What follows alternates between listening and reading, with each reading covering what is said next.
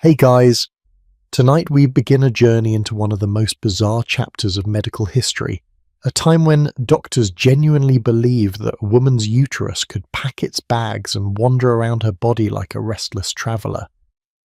Yes, you heard that right. For over 2,000 years, the most educated physicians in the Western world were convinced that the womb was not just an organ, but a creature with a mind of its own, capable of roaming through a woman's torso, causing chaos wherever it went. And if you think that sounds absurd, wait until you hear what they prescribed as treatment. This wasn't just ancient superstition that disappeared with the Greeks. This belief dominated Victorian medicine, shaped laws, destroyed lives, and gave doctors an excuse to diagnose nearly any behaviour they disliked as a medical condition. Tonight we are diving deep into the strange, troubling, and sometimes darkly funny world of Victorian myths about female weakness, starting with the most infamous diagnosis of them all, hysteria, and the wandering womb that supposedly caused it. So before we explore this strange history together, I want to ask you something. If you find yourself drawn into tonight's story, if these forgotten truths surprise you, make you laugh, or make you think, please take a moment to subscribe to the channel and leave a like. But only if you genuinely enjoy what we uncover together. I would also love to know where you are in the world right now and what time it is as you listen to this. Are you drifting off to sleep in California?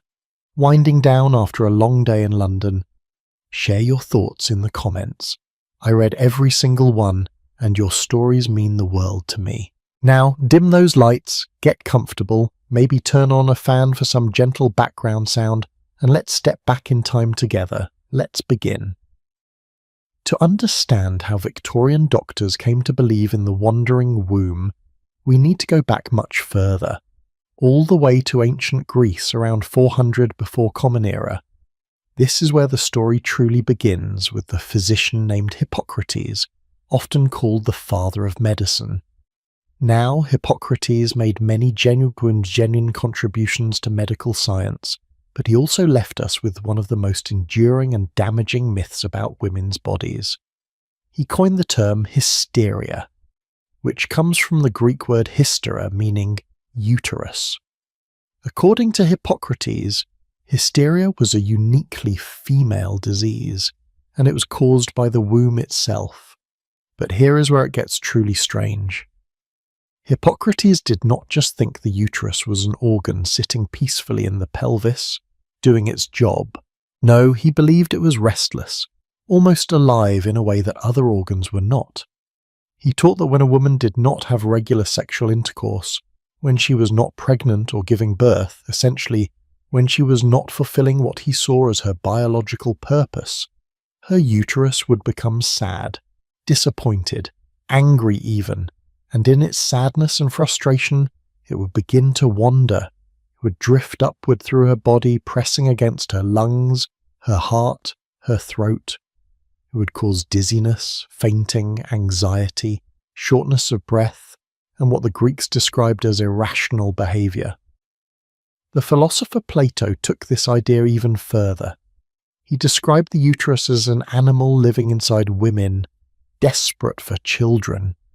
When it did not get what it wanted, when it remained empty and childless, it would grow melancholic and begin to roam, blocking passages, obstructing breathing, causing all manner of distress. Aristotle agreed. He believed that women who did not engage in regular sexual activity had sad uteruses, and that this sadness manifested as physical and mental illness. The solution, according to these ancient philosophers and physicians, marriage, pregnancy, frequent intercourse. The only cure for a wandering womb was to give it what it wanted. Now you might think this sounds like the kind of primitive belief that would fade away as science advanced, as anatomy became better understood, as we learned to dissect bodies and see exactly where organs were and how they functioned. But you would be wrong. This belief did not die with the ancient Greeks. It travelled through the centuries, through Rome, through the medieval period. and landed firmly in the Victorian era, where it was embraced by some of the most respected doctors of the 19th century. By the time we reached the 1800s, physicians knew quite a bit about anatomy. They had dissected countless bodies. They had seen that the uterus was held in place by ligaments, that it could not simply float around like a balloon. And yet the idea persisted. It evolved, certainly. Victorian doctors did not use quite the same language as Hippocrates, but the core belief remained that the female reproductive system was unstable, that it was the source of women's weakness, and that it could cause a breathtaking array of physical and mental symptoms. In 1859, a prominent physician named George Taylor made a stunning claim. He announced that 1/4 of all women suffered from hysteria, 1 in 4. Think about that for a moment. According to this doctor, 25% of the entire female population was afflicted with a disease so broad and so vague that it could explain almost anything, and he was not alone in this belief. Another physician, George Beard, compiled what he called a comprehensive list of hysteria symptoms. This list ran to 75 pages. 75 pages of possible symptoms, and even then Beard admitted the list was incomplete.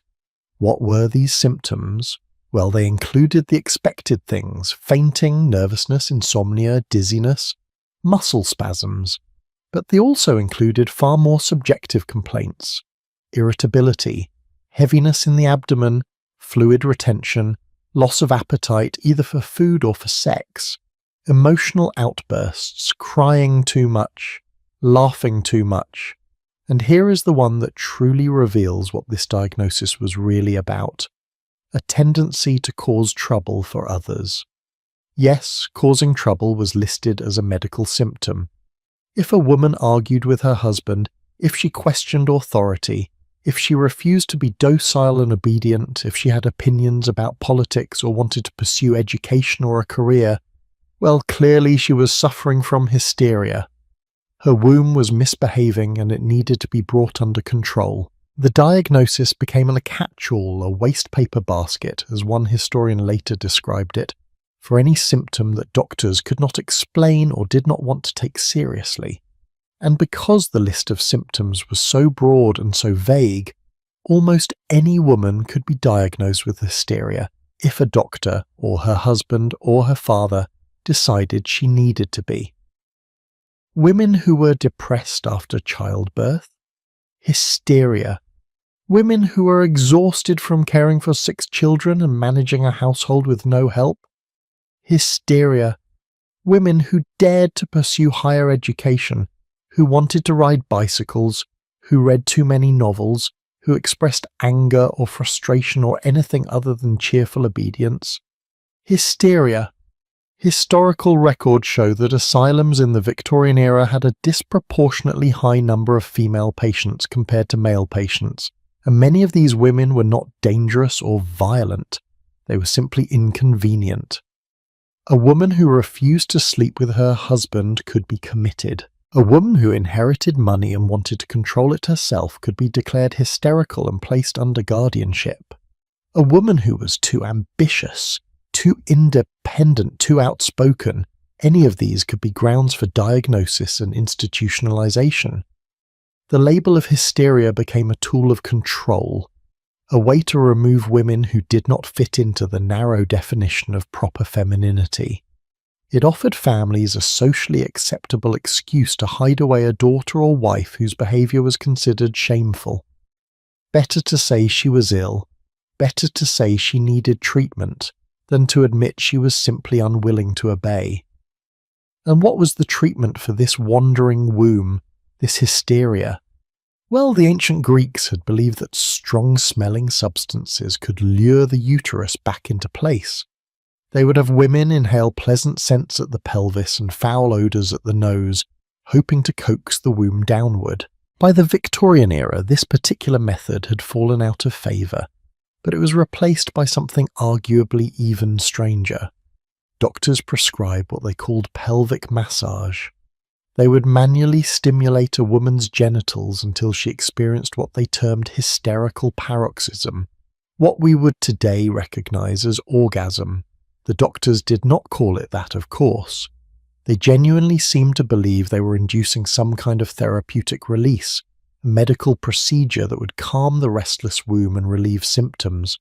But here is the thing. This treatment was time-consuming and tedious for physicians. Medical journals from the period contain complaints from doctors about how labor-intensive these treatments were. And so, in the 1870s, something remarkable happened. Inventors began creating mechanical devices to assist with this procedure. These were the first vibrators, and they were not sold as sexual devices. No, they were marketed as medical instruments, tools to help doctors perform pelvic massage more efficiently. By the late 1800s, you could order a vibrator from a Sears catalogue, advertised right alongside sewing machines and kitchen appliances. It was promoted as a cure for nervousness, for exhaustion, for all those vague symptoms that fell under the hysteria umbrella. The advertisements never mentioned pleasure, of course. That would have been scandalous. Instead, they focused on health, on vitality, on restoring proper feminine function. The historian Rachel Maines has argued that this practice of manual pelvic massage and later mechanical massage was far more common than we might want to believe, that it persisted from ancient times all the way into the early 20th century. Some modern scholars debate the extent of this practice, pointing out that evidence is scattered and sometimes contradictory. But the existence of these medical vibrators is undeniable. They were real, they were patented, they were sold, no less.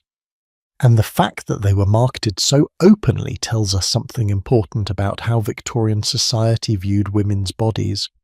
As mysterious, as prone to malfunction, as requiring regular intervention and control by male medical authorities. Now you might be wondering, did no one question this?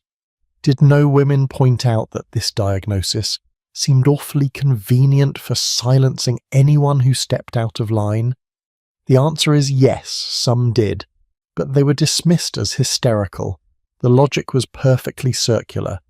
If you complained about being called hysterical, well, that just proved you were hysterical. If you argued that your symptoms had real physical causes, that your exhaustion came from working 14-hour days caring for children and managing a home with no running water or electricity, that your sadness came from being trapped in a loveless marriage with no legal right to divorce or own property, well, those were not considered valid explanations.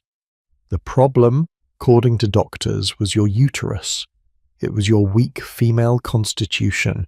It was your inability to accept your proper role in society.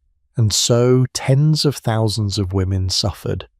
Some were locked away in asylums, subjected to treatments that ranged from useless to actively harmful. Some underwent surgery, removal of the uterus, removal of the ovaries, in the belief that eliminating the troublesome reproductive organs would cure their mental distress. A Canadian psychiatrist named Richard Morris Buck performed hundreds of these surgeries on female patients at the London Asylum in Ontario. He was eventually criticised by other doctors who called his procedures meddlesome and described them as the mutilation of helpless lunatics.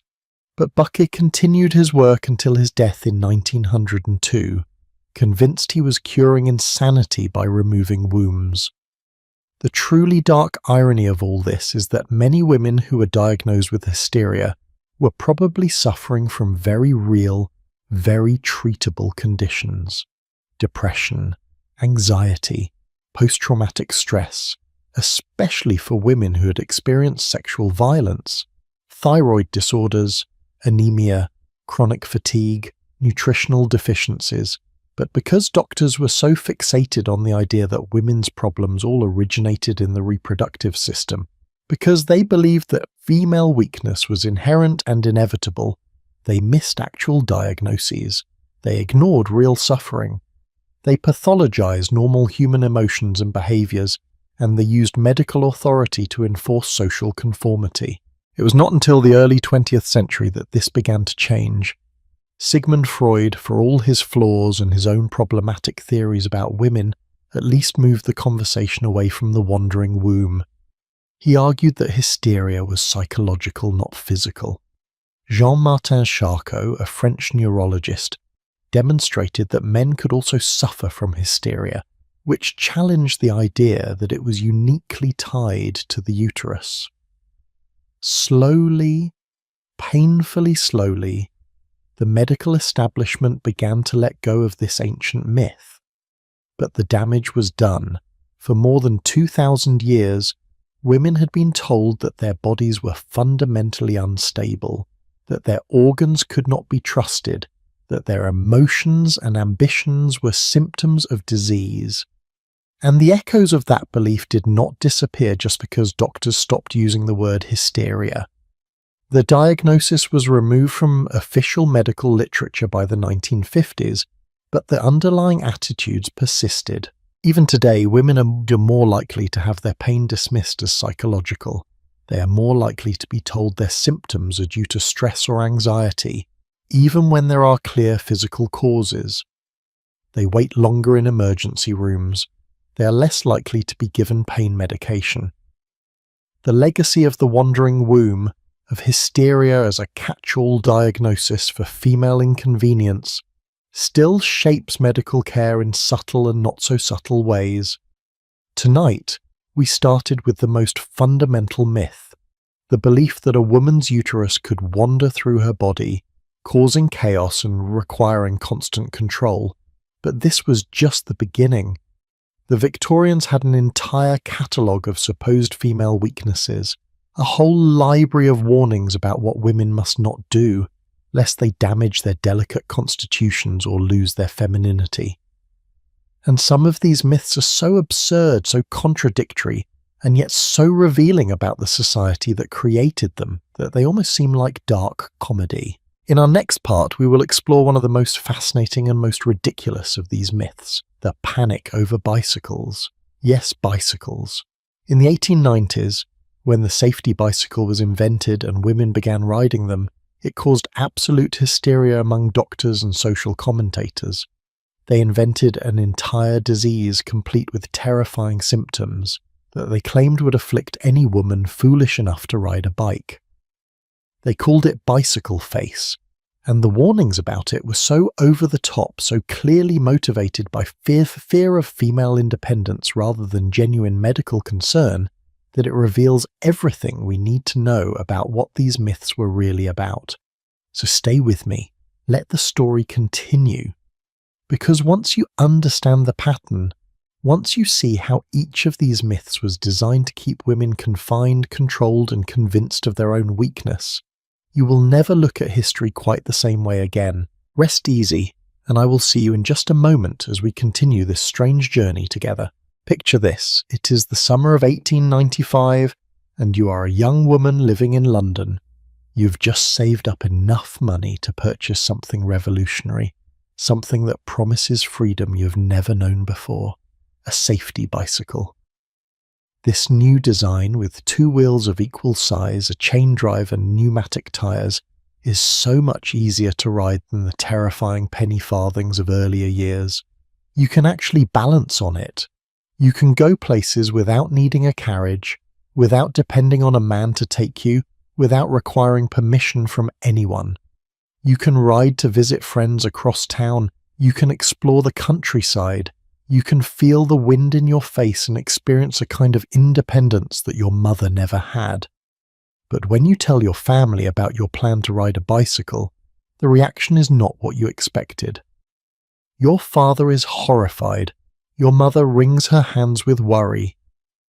They show you newspaper articles warning of terrible dangers. They bring you to see a doctor who looks at you with grave concern and tells you about a new epidemic sweeping through the female population.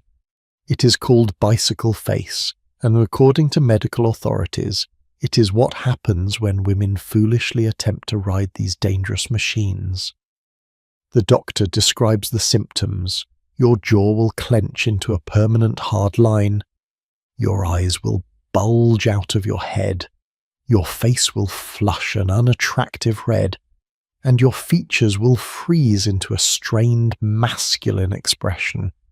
You will lose your beauty, your femininity, your marriage prospects. Is a bicycle really worth all that? Now, before we go any further, let me ask you something. Have you ever noticed how societies tend to invent medical emergencies whenever women gain access to new freedoms?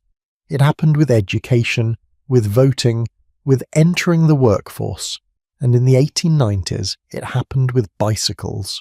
The bicycle panic is one of the most transparent examples of how supposed medical concerns were really just social control, dressed up in scientific language. And tonight, we are going to trace exactly how this panic unfolded, who promoted it, what they were really afraid of, and how women responded with a kind of courage and defiance that changed the world. The story begins with the bicycle itself. The high-wheel bicycles of the 1870s and early 80s, those enormous contraptions with a giant front wheel and a tiny back wheel, were dangerous, expensive, and marketed almost exclusively to young men. They were toys for the wealthy, symbols of daring masculinity. Women in their long skirts and corsets could not possibly ride them, and frankly, most people did not expect them to try. But then, in the mid-1880s, everything changed. Inventors created what they called the safety bicycle. Both wheels were the same size, the rider sat much lower to the ground, it had a chain drive and, crucially, brakes that actually worked. This design was safer, easier to learn, and cheaper to produce. Suddenly, bicycles were not just for rich young men anymore. They were for everyone, and women wanted them. Oh, how women wanted them. By 1890, the Cyclists Touring Club in Britain had 60,000 members, and 20,000 of them were women. In America, the bicycle craze was even more intense. Women from all social classes were learning to ride, buying their own bicycles, forming cycling clubs, organizing group rides, and this caused absolute panic among a certain segment of society, particularly among male doctors, clergymen, and social commentators who were deeply invested in keeping women confined to the domestic sphere.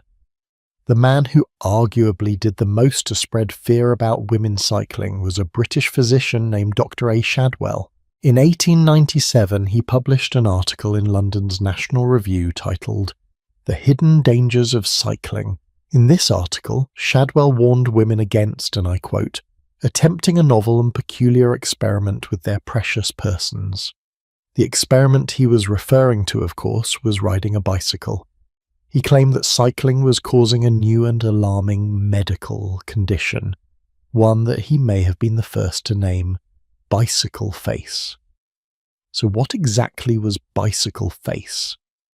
According to the warnings published in newspapers and medical journals, it was a condition characterized by a hard clenched jaw, bulging eyes, a face flushed red from exertion, lips drawn tight, and an overall expression of strain and tension. The Literary Digest, a popular American magazine, published a detailed description in September of 1895. They described bicycle face as having an overstrained appearance, with flushed skin that could also sometimes turn pale, and the beginning of dark circles under the eyes. The face would supposedly freeze into this unfortunate expression permanently, robbing women of their beauty and making them look, as one critic delightfully put it, mannish and unattractive. But bicycle face was just the beginning. Dr. Shadwell and others like him compiled extensive lists of ailments that could supposedly befall female cyclists. There was bicycle hand, a condition of weakness and trembling in the hands, bicycle foot, mysterious pains in the feet, and my personal favourite, kyphosis bicyclostarum, which was meant to sound impressively medical but translates roughly to cyclist's hunchback. Women were warned that cycling would cause curvature of the spine, that their muscles would develop in unfeminine ways, that they would walk like men, that they would become exhausted, nervous, anxious, The list went on and on. Heart problems, digestive issues, internal inflammation, infertility, always infertility, because what Victorian medical panic would be complete without a warning that it would damage women's reproductive capacity? Now, here is what is fascinating. When you read these warnings carefully, you start to notice something. The symptoms of bicycle face, the flushed cheeks, the focused expression, the slight breathlessness, are simply what anyone looks like when they are exercising. Shadwell was describing exertion and calling it a disease, but more importantly, underneath all the medical language, the real concern was not about women's health at all. It was about their appearance, about their femininity, about the fear that if women looked too strong, too capable, too independent, they would stop being attractive to men and therefore stop fulfilling their proper role as wives and mothers. The warnings were incredibly specific about this. They told women that cycling would make them lose their beauty, that men would find them repulsive, that their marriage prospects would be destroyed. An 1897 article in the Cyclist Touring Club Gazette included a satirical illustration of a street urchin approaching a woman in cycling clothes and addressing her as "my lord," mistaking her for a man. The satirical magazine Punch regularly published cartoons showing female cyclists being confused for men or acting in masculine ways. One cartoon showed a vicar asking female cyclists to remove their hats before entering church, as gentlemen would. Another showed a lady cyclist proposing marriage to an emasculated male suitor. The message was clear. Cycling was turning women into men, blurring the sacred boundaries between the sexes, and therefore it had to be stopped. And it was not just social mockery. Women who dared to cycle faced actual harassment and violence. Emma Eads, recognised as one of the first women to ride a bicycle on the streets of London, was physically attacked. People threw bricks and stones at her as she pedalled. Think about that for a moment. A woman riding a bicycle was seen as so threatening, so offensive that strangers felt justified in assaulting her with rocks. That is not about health concerns. That is about rage at female independence. In New York in 1895, the New York World newspaper published a list of don'ts for women cyclists, and it is one of the most revealing documents of the entire bicycle panic. Let me share some of these with you, because they are almost comically focused on controlling women's behaviour and appearance rather than their safety. The list included: don't be a fright. Don't wear a man's cap. Don't wear tight garters. Don't wear loud-hued leggings. Don't cultivate a bicycle face. Don't criticise people's legs. Don't wear jewellery while on a tour. Don't boast of your long rides. Don't attempt a century, meaning a 100-mile ride. Don't race. Don't coast. It is dangerous. Notice how many of these rules are about appearance and behaviour rather than actual safety. Don't be a fright. Don't wear the wrong colours. Don't boast. Don't be too ambitious. The few that sound like safety advice, don't coast, don't race, were gendered warnings. Men were allowed to coast and race. Men were celebrated for riding centuries and setting speed records. But when women wanted to do the same things, suddenly it became medically dangerous. And then there was the clothing issue. Victorian women's fashion was spectacularly unsuited for cycling. The corsets alone were restrictive enough to make breathing difficult during any exertion. But add to that the heavy layered skirts that dragged on the ground, the petticoats, the long sleeves, the tight waistbands. Trying to ride a bicycle in this get-up was not just uncomfortable, it was genuinely dangerous. Skirts could get caught in the wheels or the chain, causing serious accidents. Women were literally being injured because their clothing was tangling in the bicycle mechanisms. The solution was obvious. Women needed practical clothing for cycling. And this is where bloomers entered the story. Bloomers, named after the American women's rights activist Amelia Bloomer, were loose-fitting pants gathered at the ankle, worn under a shorter skirt. They allowed freedom of movement. They did not get caught in bicycle chains. They were safer and more comfortable in every way, and they caused outrage. The reaction to women wearing bloomers was swift and vicious. Newspapers published scathing editorials. Cartoons mocked bloomer-wearing women mercilessly. Critics accused women in bloomers of being prostitutes, of being lesbians, of being loose women who were abandoning their families and their morals. Religious leaders condemned them from the pulpit. And here is the truly dark irony. Doctors who claimed to be so concerned about women's health, who warned endlessly about bicycle face and internal injuries and reproductive damage, said almost nothing about the genuine danger of corsets and long skirts, because those were proper feminine attire. The actual health risk was acceptable, but the threat to traditional gender roles was not. A German journalist in 1897 captured the disgust many men felt perfectly when he wrote, and this is a real quote, "Have you ever seen anything more off-putting, uglier, meaner than a wench on a bike, wheezing, her face red like a turkey, her eyes reddened by the dust? What a horror!" Let us pause here and think about what he's really saying. He is not describing a medical condition. He is describing a woman who is exercising, who is physically exerting herself, and he finds it disgusting because women were supposed to be delicate, passive, decorative. They were supposed to move slowly and gracefully to avoid anything that would make them sweat or breathe hard or flush with exertion. A woman on a bicycle, breathing hard from the effort, face flushed from exercise, was breaking all those rules. She was demonstrating strength and capability and independence, and that was intolerable. But here is what makes this story not just tragic, but also inspiring. Women did not stop. Despite the warnings, despite the mockery, despite the actual physical violence, women kept riding. They formed cycling clubs. They organized long-distance tours. They wore bloomers despite the harassment. They proved through their own lived experience that all those medical warnings were nonsense. In 1895, a remarkable woman named Annie Cohen-Kopchowski, who went by the name Londonderry for sponsorship reasons, became the first woman to cycle around the entire world. It took her 15 months. She rode through Europe, the Middle East, Asia, and across America. She did it wearing bloomers and riding a men's bicycle because the women's models were too heavy and cumbersome.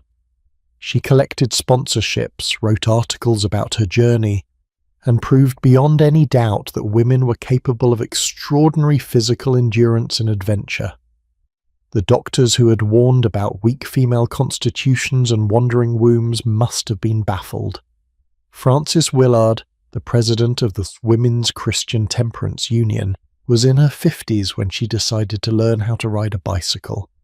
This was a woman who had spent her life advocating for social reform, for women's rights, for temperance, and she saw the bicycle as a tool of liberation. She wrote an entire book about learning to ride titled A Wheel Within a Wheel: How I Learned to Ride the Bicycle. In it, she described the exhilarating motion, the gladdening effect on her health and disposition. She saw cycling as a form of freedom that women desperately needed, and the numbers bear this out. Despite all the warnings and the fear-mongering, women's health did not collapse because of cycling. Quite the opposite. Doctors who actually studied the issue, rather than simply spreading panic, found that cycling improved cardiovascular health, helped with anemia, relieved symptoms of depression and anxiety, and gave women stronger muscles and better endurance. One physician, Dr. W. H. Fenton, working on Harley Street in London, estimated that 90% of diseases afflicting Victorian women were what he called functional ailments, begotten of ennui and lack of opportunity of some means of working off their superfluous muscular, nervous, and organic energy. In other words, women were sick because they were bored, confined, and denied physical activity. Cycling gave them exactly what they needed. By the early 1900s, even mainstream medical opinion had shifted. A physician reassured the public that the bicycle face, the bicycle hand, the bicycle foot are myths, and even kyphosis bicyclostarum need but provoke a smile. They'd always been myths.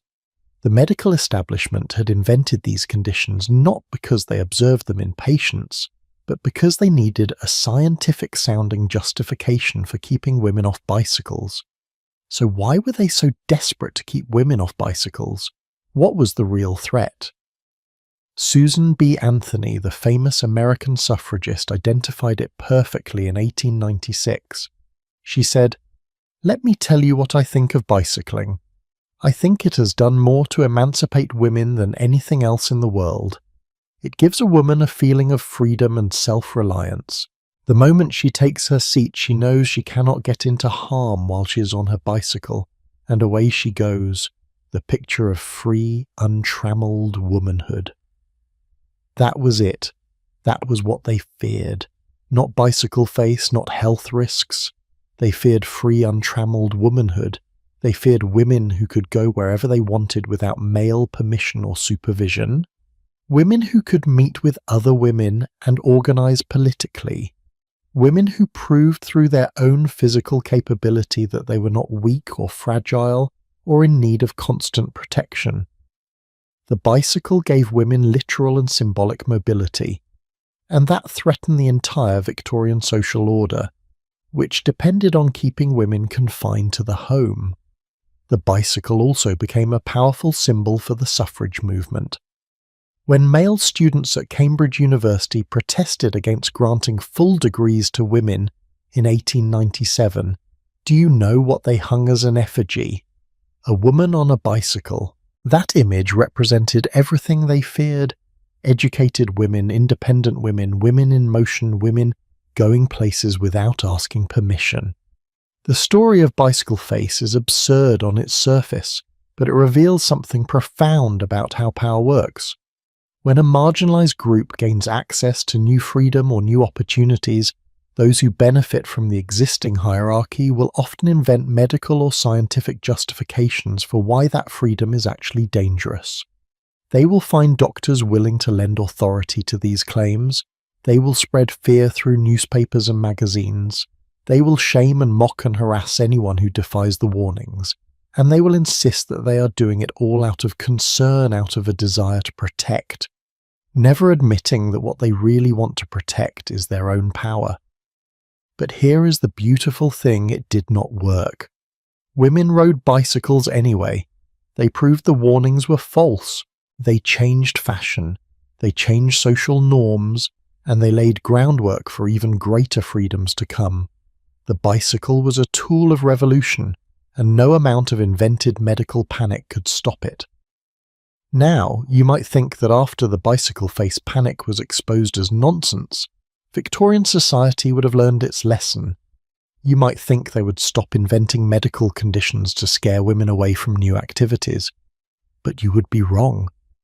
Because there was another activity even more dangerous than cycling that was corrupting young women's minds and damaging their delicate constitutions.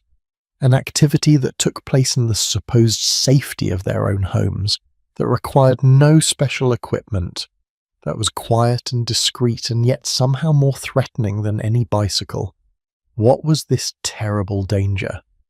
Reading, specifically reading novels, and the warnings about what novels could do to a woman's brain were every bit as dramatic, as contradictory, and as revealing as the panic over Bicycle Face. So stay with me, because the story of how Victorian doctors declared books to be deadly weapons is coming next, and it might be the most absurd myth of them all. Imagine you are a young woman in 1885, sitting in your parlour on a rainy afternoon. Your household chores are finished for the moment. Your mother is occupied with correspondence. Your father is at work. And you have just discovered something wonderful, a novel by Charles Dickens that your brother brought home from the lending library. You settle into a comfortable chair by the window, open the book and begin to read. The world around you fades away. You are transported to the foggy streets of London, following the adventures of characters who feel more real to you than your own neighbours. You lose track of time. Hours pass. Your mother finds you still reading as the afternoon light begins to fade, and she is furious. Not because you have neglected your duties, though she mentions that too. She is furious because you have been reading a novel. She confiscates the book immediately and calls for your father. That evening, your parents inform you that they have made an appointment with the family physician because they are concerned about your health. When you protest that you feel perfectly fine, they exchange worried glances. That, they tell you, is part of the problem. You do not realize how much damage you've already done to yourself. The doctor will explain. Does this sound melodramatic? Does it sound like an exaggeration? I wish it were, but in the Victorian era, novel reading was considered a genuine medical threat to women, right up there with cycling and education and any other activity that might give them ideas or independence. And the warnings came not from religious zealots or uneducated critics, but from respected physicians, educators, and intellectuals. They genuinely believed that reading fiction could damage a woman's brain, destroy her reproductive capacity, and drive her to madness. And tonight we are going to explore exactly how they justified these fears, what they were really afraid of, and what it tells us about the relationship between knowledge, imagination, and power. The man who perhaps went furthest in condemning novel reading was Dr. John Harvey Kellogg. Yes, that Kellogg, the one who invented cornflakes cereal. But long before he was promoting breakfast foods, Kellogg was a physician with some very strong opinions about health, morality, and proper behavior. And one of his most passionate crusades was against women reading novels. In his writings, Kellogg declared that novel reading was, and I quote, one of the most pernicious habits to which a young lady can be devoted. Now, Kellogg was not opposed to all reading. He carefully specified that certain books were acceptable for women.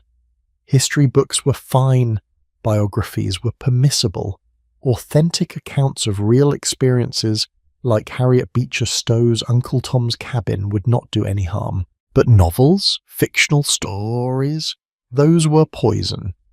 He wrote that many novels were, in his words, wholly unfit for the perusal of young ladies who wish to retain their simplicity of mind and purity of thought. He believed that popular novels contained depraved characters, that reading fictitious literature was unhealthy and could cause damage, and that it was the duty of mothers to remain diligent with their daughters to guard against injury and possible ruin. But here is where it gets even more extreme. Kellogg compared novel reading to addiction. He wrote that this habit, if left unchecked, could become as ingrained and as destructive as the use of liquor or opium. Think about that comparison for a moment. He was equating reading Jane Austen or the Bronte sisters with substance abuse, and he was not alone in this belief. Medical journals of the period regularly published articles warning about the dangers of excessive reading, particularly for women. In 1886, an educator and homeschooling pioneer named Charlotte Mason published a warning that perfectly captured Victorian fears about women reading. She wrote that, "The girl who sits for hours poring over a novel to the damage of her eyes, her brain and her general nervous system is guilty of a lesser fault of the nature of suicide." A lesser fault of the nature of suicide. Reading a novel was not just unhealthy, it was a form of self-destruction. So what exactly did Victorian doctors and educators believe would happen to a woman who read too many novels? The list of supposed dangers was extensive and revealing. First, there was the physical damage. They claimed that reading, especially by candlelight or gaslight in the evening, would ruin a woman's eyesight. Fair enough, reading in dim light is not ideal for anyone, but they went much further than that. They claimed that the mental effort required to follow a complex plot, to imagine scenes and characters, to experience emotions through fiction, would overtax a woman's brain. Remember, this was an era when many scientists believed that women had smaller brains than men, and that these brains were fundamentally weaker, less capable of sustained intellectual effort. Every hour spent reading, they argued, was an hour in which a woman was pushing her delicate brain beyond its natural capacity. And then there were the nervous system consequences. Doctors catalogued a frightening array of symptoms that could result from excessive novel reading: insomnia, headaches, nervousness, irritability, loss of appetite, general malaise, and of course the catch-all diagnosis we've already discussed: hysteria. The theory was that experiencing intense emotions through fiction, even second-hand emotions, would overstimulate a woman's already fragile nervous system. The excitement of a romantic plot, the tension of a mystery, the moral dilemmas faced by characters, all of this was considered too much stimulation for the female constitution. But perhaps most concerning to the medical establishment was what they saw as the moral and social danger of novel reading. There was a widespread belief that women, more than men, were unable to separate fiction from reality. They thought women would read about passionate love affairs and become dissatisfied with their own marriages. They would read about adventurous heroines and begin to question their domestic confinement. They would encounter ideas and possibilities that would make them unsuited for their proper role as obedient wives and mothers. An anonymous pastor published a religious tract in 1864 titled A Pastor's Jottings, and in it he devoted considerable space to the dangers of novel reading. He assured readers that all his statements were literally true, and he warned that the minds of novel readers are intoxicated, their rest is broken, their health shattered, and their prospect of usefulness blighted. He was describing reading as if it were a dangerous drug, as if opening a book could destroy a woman's entire future. What is particularly interesting is how these warnings used food metaphors to distinguish between proper and improper reading. One essayist, William Rathbone Gregg, wrote about the difference between reading history and reading novels. History, he said, was solid and even tough food, which required laborious and slow mastication. You had to work at it, you had to think carefully, you had to digest it slowly. Novels, on the other hand, were like easily digestible soup and jelly. They required no effort, they slipped down easily, and they provided no real nourishment. The message was clear. Women should read things that were difficult and educational, things that felt like work. If they were enjoying themselves, if reading felt pleasurable and easy, then they were doing something wrong. But here is what is so deeply contradictory about all of this. At the same time that doctors and educators were warning women against the dangers of reading too much, they were also criticizing women for not being educated enough. Women were expected to be cultured, to be able to hold intelligent conversations, to provide moral guidance to their children. But they were also expected to avoid any reading material that might give them dangerous ideas or overstimulate their emotions. How were they supposed to become educated without reading? How were they supposed to develop their minds while avoiding anything intellectually engaging?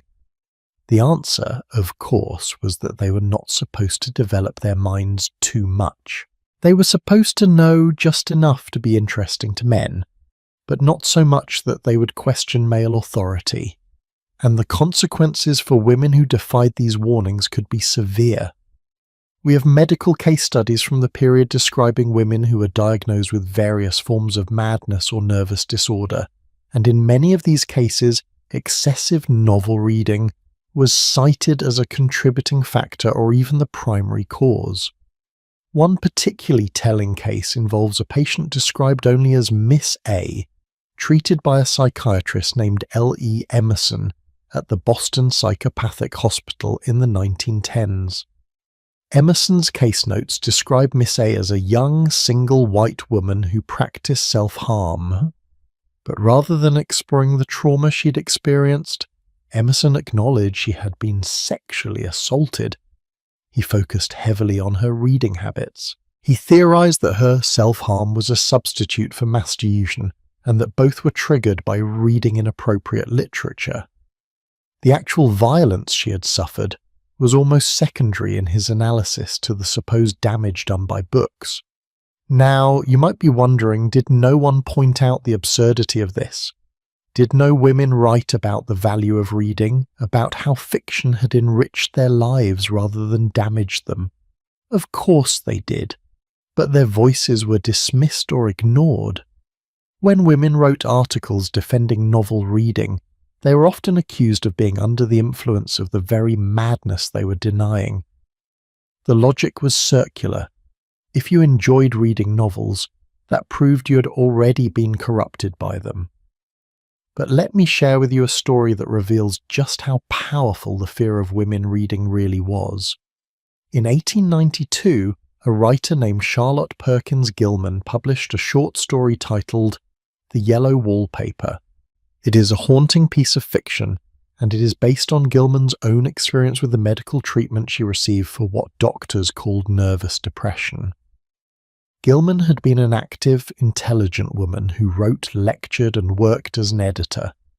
When she became depressed after the birth of her daughter, what we would now recognize as postpartum depression, her husband took her to see the famous physician Silas Weir Mitchell, who prescribed his rest cure.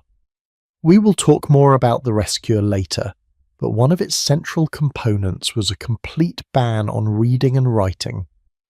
Gilman was told to confine herself to her room, to avoid any mental stimulation, and to focus only on domestic activities. The treatment nearly drove her to a complete mental breakdown. She later wrote that she came perilously close to losing her mind entirely. Finally, she rejected the rest cure, left her husband, and resumed her work and her writing. The Yellow Wallpaper is her fictionalized account of what happens to a woman who is forbidden to read or write, who is told that intellectual activity is dangerous for her. In the story, the unnamed protagonist is confined to a room by her physician husband. She is forbidden to work, forbidden to write, told that she must rest completely. With nothing to occupy her mind, she becomes obsessed with the yellow wallpaper in her room, eventually descending into madness. The story is a brilliant critique of how the supposed cure for women's mental distress was actually causing it, how denying women intellectual stimulation was far more dangerous than allowing them to read. The reaction to the yellow wallpaper when it was first published was overwhelmingly negative. Horace Scudder, the editor of the Atlantic Monthly, wrote that he could not forgive myself if I made others as miserable as I have made myself by reading this.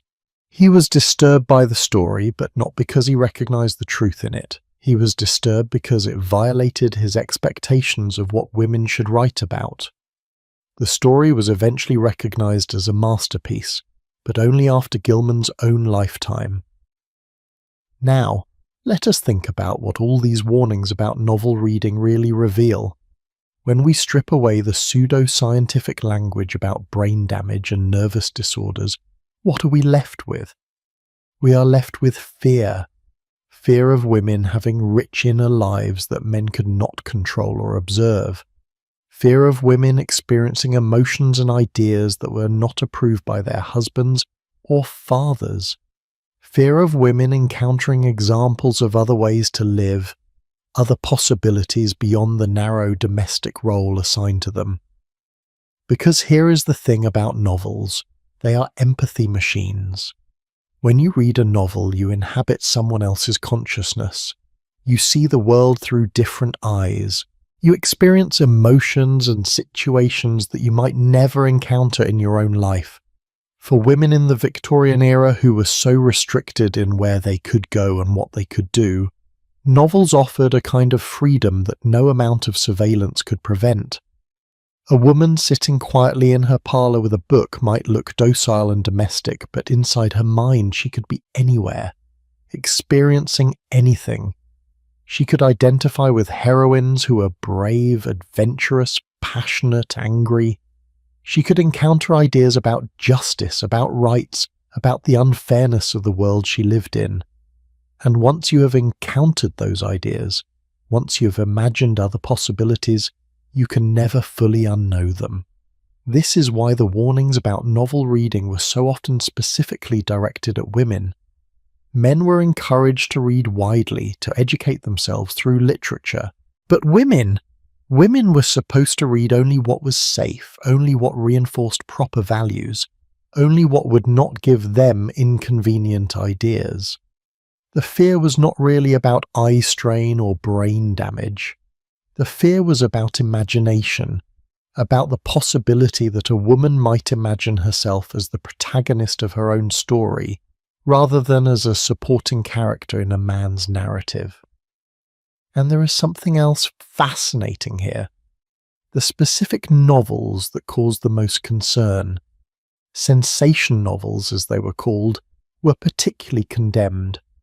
These were novels with melodramatic plots, often featuring crime, mystery, and unconventional female characters. Authors like Mary Elizabeth Braddon wrote sensation novels that became wildly popular with female readers. Braddon's most famous novel, Lady Audley's Secret, tells the story of a woman who commits terrible acts, but is presented in a complex, almost sympathetic light. She is not simply a villain. She is a woman trapped by circumstances, driven to desperate measures by poverty and abandonment. Critics were horrified. They called the novel unwholesome, dangerous, likely to corrupt young women's morals, but women read it by the thousands.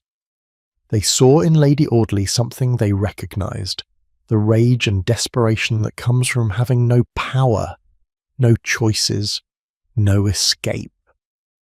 Victorian literary critics believed deeply in literature's power to shape readers' minds and bodies. They issued severe warnings about the social consequences of unregulated reading. The satirical magazine Punch published a cartoon showing a mother so absorbed in reading a novel that she neglects her children entirely. The message was clear. Women who read become bad mothers, bad wives, bad women. Reading was a form of selfishness, a form of escape from proper duty. But women kept reading. They joined lending libraries in huge numbers. They passed books between friends. They read late into the night by candles and gas lamps despite warnings about their eyesight. They formed reading clubs where they discussed literature together. And through reading they educated themselves, they connected with each other, and they began to articulate their own dissatisfaction with the limitations placed upon them. The women's rights movement of the late 19th and early 20th centuries was built in part by women who had read, who had encountered ideas about equality and justice in books, who had seen examples of women living differently, thinking differently, demanding more.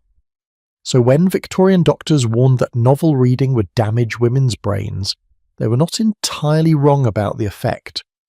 Reading does change your brain. It creates new neural pathways. It expands your capacity for empathy and imagination. It exposes you to ideas you might never encounter otherwise. For women trapped in rigid social roles, these changes were genuinely threatening, not to their health, but to the system that oppressed them. A woman with an expanded imagination, with exposure to different ways of thinking, with practice in empathy for characters who defied convention, that woman was dangerous. Not dangerous to herself, but dangerous to the status quo. By the early 20th century, as literacy became universal and novels became increasingly mainstream, these warnings began to fade. It became harder to maintain that half the population was destroying their brains by reading when so many women were clearly doing just fine. But the underlying fear never entirely disappeared. Even today, certain types of reading are still coded as frivolous or potentially harmful. Romance novels, for instance, are often dismissed as escapist trash, despite being one of the most popular genres and despite providing many women with pleasure and community. The legacy of calling women's reading habits dangerous lingers on. The story of the novel reading epidemic shows us once again that Victorian medical warnings about female weakness were never really about health. They were about control, about keeping women confined not just physically, but mentally and imaginatively. about ensuring that women never learn to see themselves as protagonists, as people with the right to adventure, passion, anger, ambition. About making sure that the only stories women knew were the ones that told them to be quiet, to be obedient, to accept their lot without question. But women read anyway. They read by forbidden candlelight. They hid books under their pillows. They carved out time and space for imagination, for other worlds, for other possibilities, and in doing so they planted seeds of revolution that would bloom in generations to come. Now, we have talked about the wandering womb, about the supposed dangers of bicycles, about the threats of novel reading, and you might think that Victorian doctors would at least offer women some alternative to all these forbidden activities. Surely if they believed women were so fragile, they would recommend rest and gentle activities. Well, they did. In fact, one of the most popular treatments for women's nervous disorders was enforced rest. Complete, total, mind-numbing rest. And this treatment, called the rest cure, was perhaps the most revealing and most cruel of all the supposed remedies for female weakness.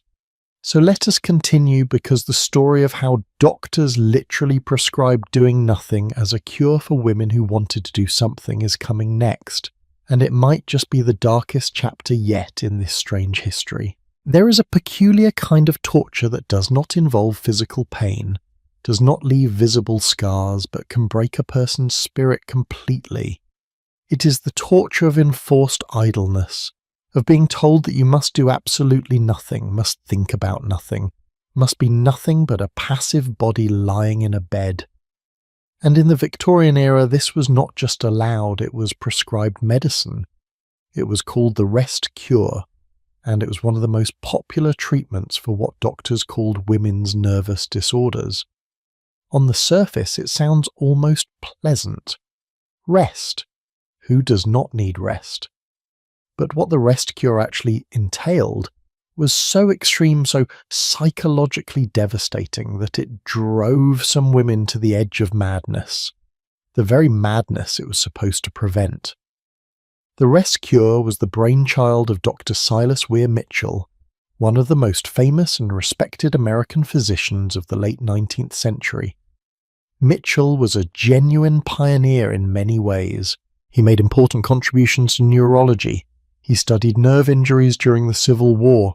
He wrote medical textbooks that were used for decades. But he is perhaps best remembered now for inventing a treatment that was, in practice, a form of institutional gaslighting designed to break the will of any woman who dared to be ambitious, creative, or independent. So what exactly was the rest cure? Let me describe it in detail, because the extremity of it is important to understand. When a woman was prescribed the rest cure, and it was almost always women who received this treatment, she was required to spend 6 to 8 weeks in complete bed rest. Not just resting when tired, not just taking it easy. Complete bed rest. She was not allowed to sit up, she was not allowed to get out of bed to use the bathroom. She was fed while lying down, she was not allowed to read, she was not allowed to write. She was not allowed to do any kind of handwork like sewing or embroidery. She was not allowed to have visitors, except for very brief supervised meetings. She was essentially turned into a living corpse, lying in a bed with nothing to do, nothing to think about, nothing to occupy her mind. And it gets worse. The treatment also included forced feeding. Women on the rest cure were given large amounts of rich fatty foods, milk, cream, eggs, designed to make them gain weight rapidly. The theory was that nervousness and mental distress were caused by being underweight, by having insufficient reserves of fat and energy. So women were force-fed until they gained sometimes 20 or 30 pounds in just a few weeks. Combined with the complete lack of movement, this rapid weight gain was physically uncomfortable and often humiliating for the patients. But perhaps the most psychologically damaging part of the rest cure was the isolation from any intellectual or creative activity. Women were not just resting their bodies, they were being starved of mental stimulation. Dr. Mitchell believed that women's nervous problems came from too much intellectual activity, from trying to do things their brains were not equipped to handle. He saw the rest cure as a way to reset a woman's mind, to return her to a more passive, docile state. In his writings, he was quite explicit about this. He wrote that the treatment was particularly suited to women because, in his view, women tolerated a lack of stimulation and inactivity better than men. He also saw it as a corrective for women who were, in his words, overly active, socially and physically. Translation: the rest cure was designed to break women who had too much energy, too many ideas, too much independence. Now, who exactly was prescribed this treatment? That is where the story gets even more revealing. The rest cure was expensive. It required either hiring nurses to care for the patient at home or staying in an exclusive sanitarium. This meant it was only available to wealthy and educated women. And if you look at the case histories, you start to see a pattern. Many of the women prescribed the rest cure were artists, writers, intellectuals, women with careers or ambitions. They were women who had been living active and engaged lives, and who were experiencing what we would now recognize as depression, anxiety, or exhaustion, often caused by the impossible conflict between their abilities and society's expectations.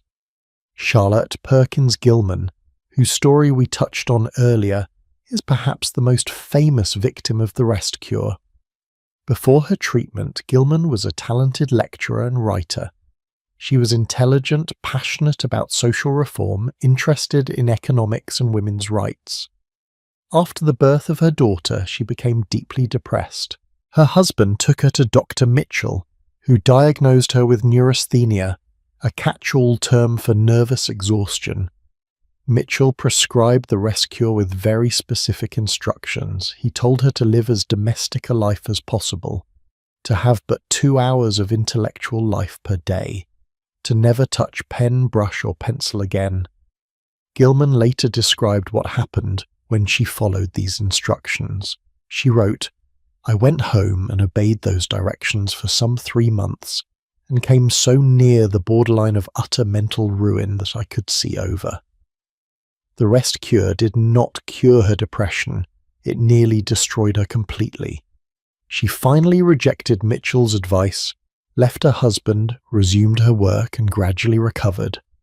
She went on to become one of the most important feminist thinkers of her era, writing books and articles that are still read today. But she never forgot what the rest cure had almost done to her. The yellow wallpaper was her revenge, her way of showing the world what this supposedly therapeutic treatment actually felt like from the inside. Another prominent woman who underwent the rest cure was Virginia Woolf, the great British novelist. Woolf suffered from what we would now likely diagnose as bipolar disorder, and she was prescribed rest cures multiple times throughout her life. For someone like Woolf, whose entire identity was built around reading, thinking, and writing, the rest cure was torture. In her diaries and letters, she described the agony of being forbidden to work, of having to lie still, with her brilliant mind screaming for something to do. The treatment did not help her mental state. It made it worse. It took away the one thing that gave her life meaning. Now, here is what I want you to notice. These women, Gilman, Woolf, and countless others, were not suffering from physical illness. They were not bedridden because they were weak or frail. They were active, capable women who were dealing with mental distress, and the cure prescribed for them was to make them physically weak and mentally empty, to literally drain them of strength and independence until they were too exhausted and docile to resist anymore. Does that sound like medicine, or does that sound like breaking someone's spirit? Let me tell you about the contradictions built into Dr. Mitchell's theory, because they reveal everything. Mitchell believed that women were naturally suited to inactivity, that they tolerated boredom better than men, that rest was what they needed. But at the same time, he acknowledged that the rest cure was extremely difficult for patients to endure. In his own writings, he admitted that women often resisted the treatment, that they begged to be allowed to do something, anything, to occupy their minds. He described having to be firm with them, having to insist that they continue the treatment despite their protests.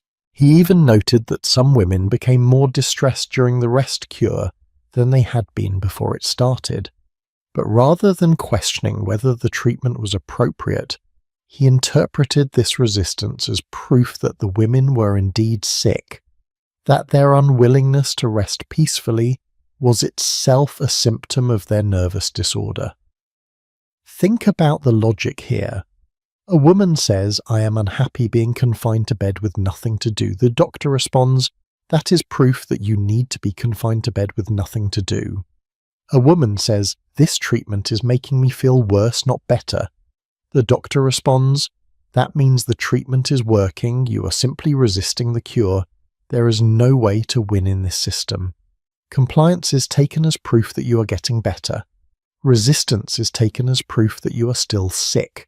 The doctor's authority is absolute, and the patient's own experience of her body and mind is dismissed as unreliable." And here is perhaps the darkest irony of all. While wealthy women were being prescribed complete bed rest and forbidden to do anything productive, poor and working-class women were working 14 or 16-hour days in factories, on farms, in other people's homes as servants. They were scrubbing floors, lifting heavy loads, standing for hours at machines, doing back-breaking physical labour. And no doctor worried about their delicate female constitutions. No one prescribed rest cures for working-class women. The concern about female fragility was reserved exclusively for women who had the education and the economic freedom to potentially live independent lives. Women who might write books, give lectures, demand rights. Those were the women who needed to be reminded that they were weak, that they could not handle too much activity, that they needed to rest. So what was the rest cure really curing? It was not curing nervous exhaustion. If anything, it was causing it. What it was curing was female independence, female ambition, female creativity.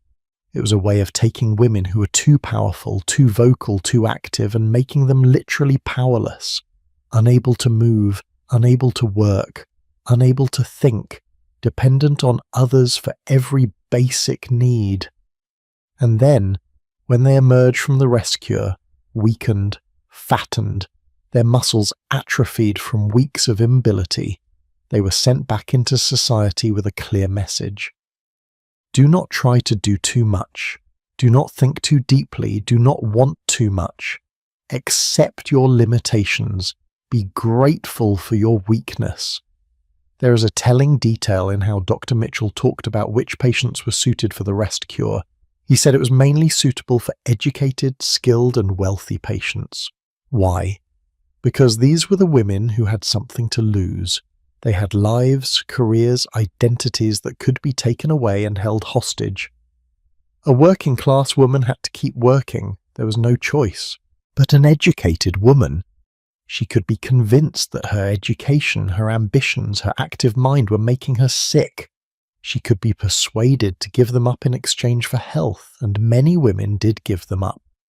Many women came out of the rest cure convinced that Mitchell was right, that they had been trying to do too much, that their nervous systems could not handle the strain of intellectual work. They went home and stopped writing, stopped painting, stopped engaging in reform work or politics. They became the passive, domestic creatures that society wanted them to be. The rest cure worked, not as medical treatment, but as social control. But some women like Gilman saw through it. They recognized that the cure was worse than the disease, that what they needed was not less activity but more freedom, not less intellectual stimulation, but more opportunity to use their abilities fully. These women rejected the rest cure and went on to do remarkable things.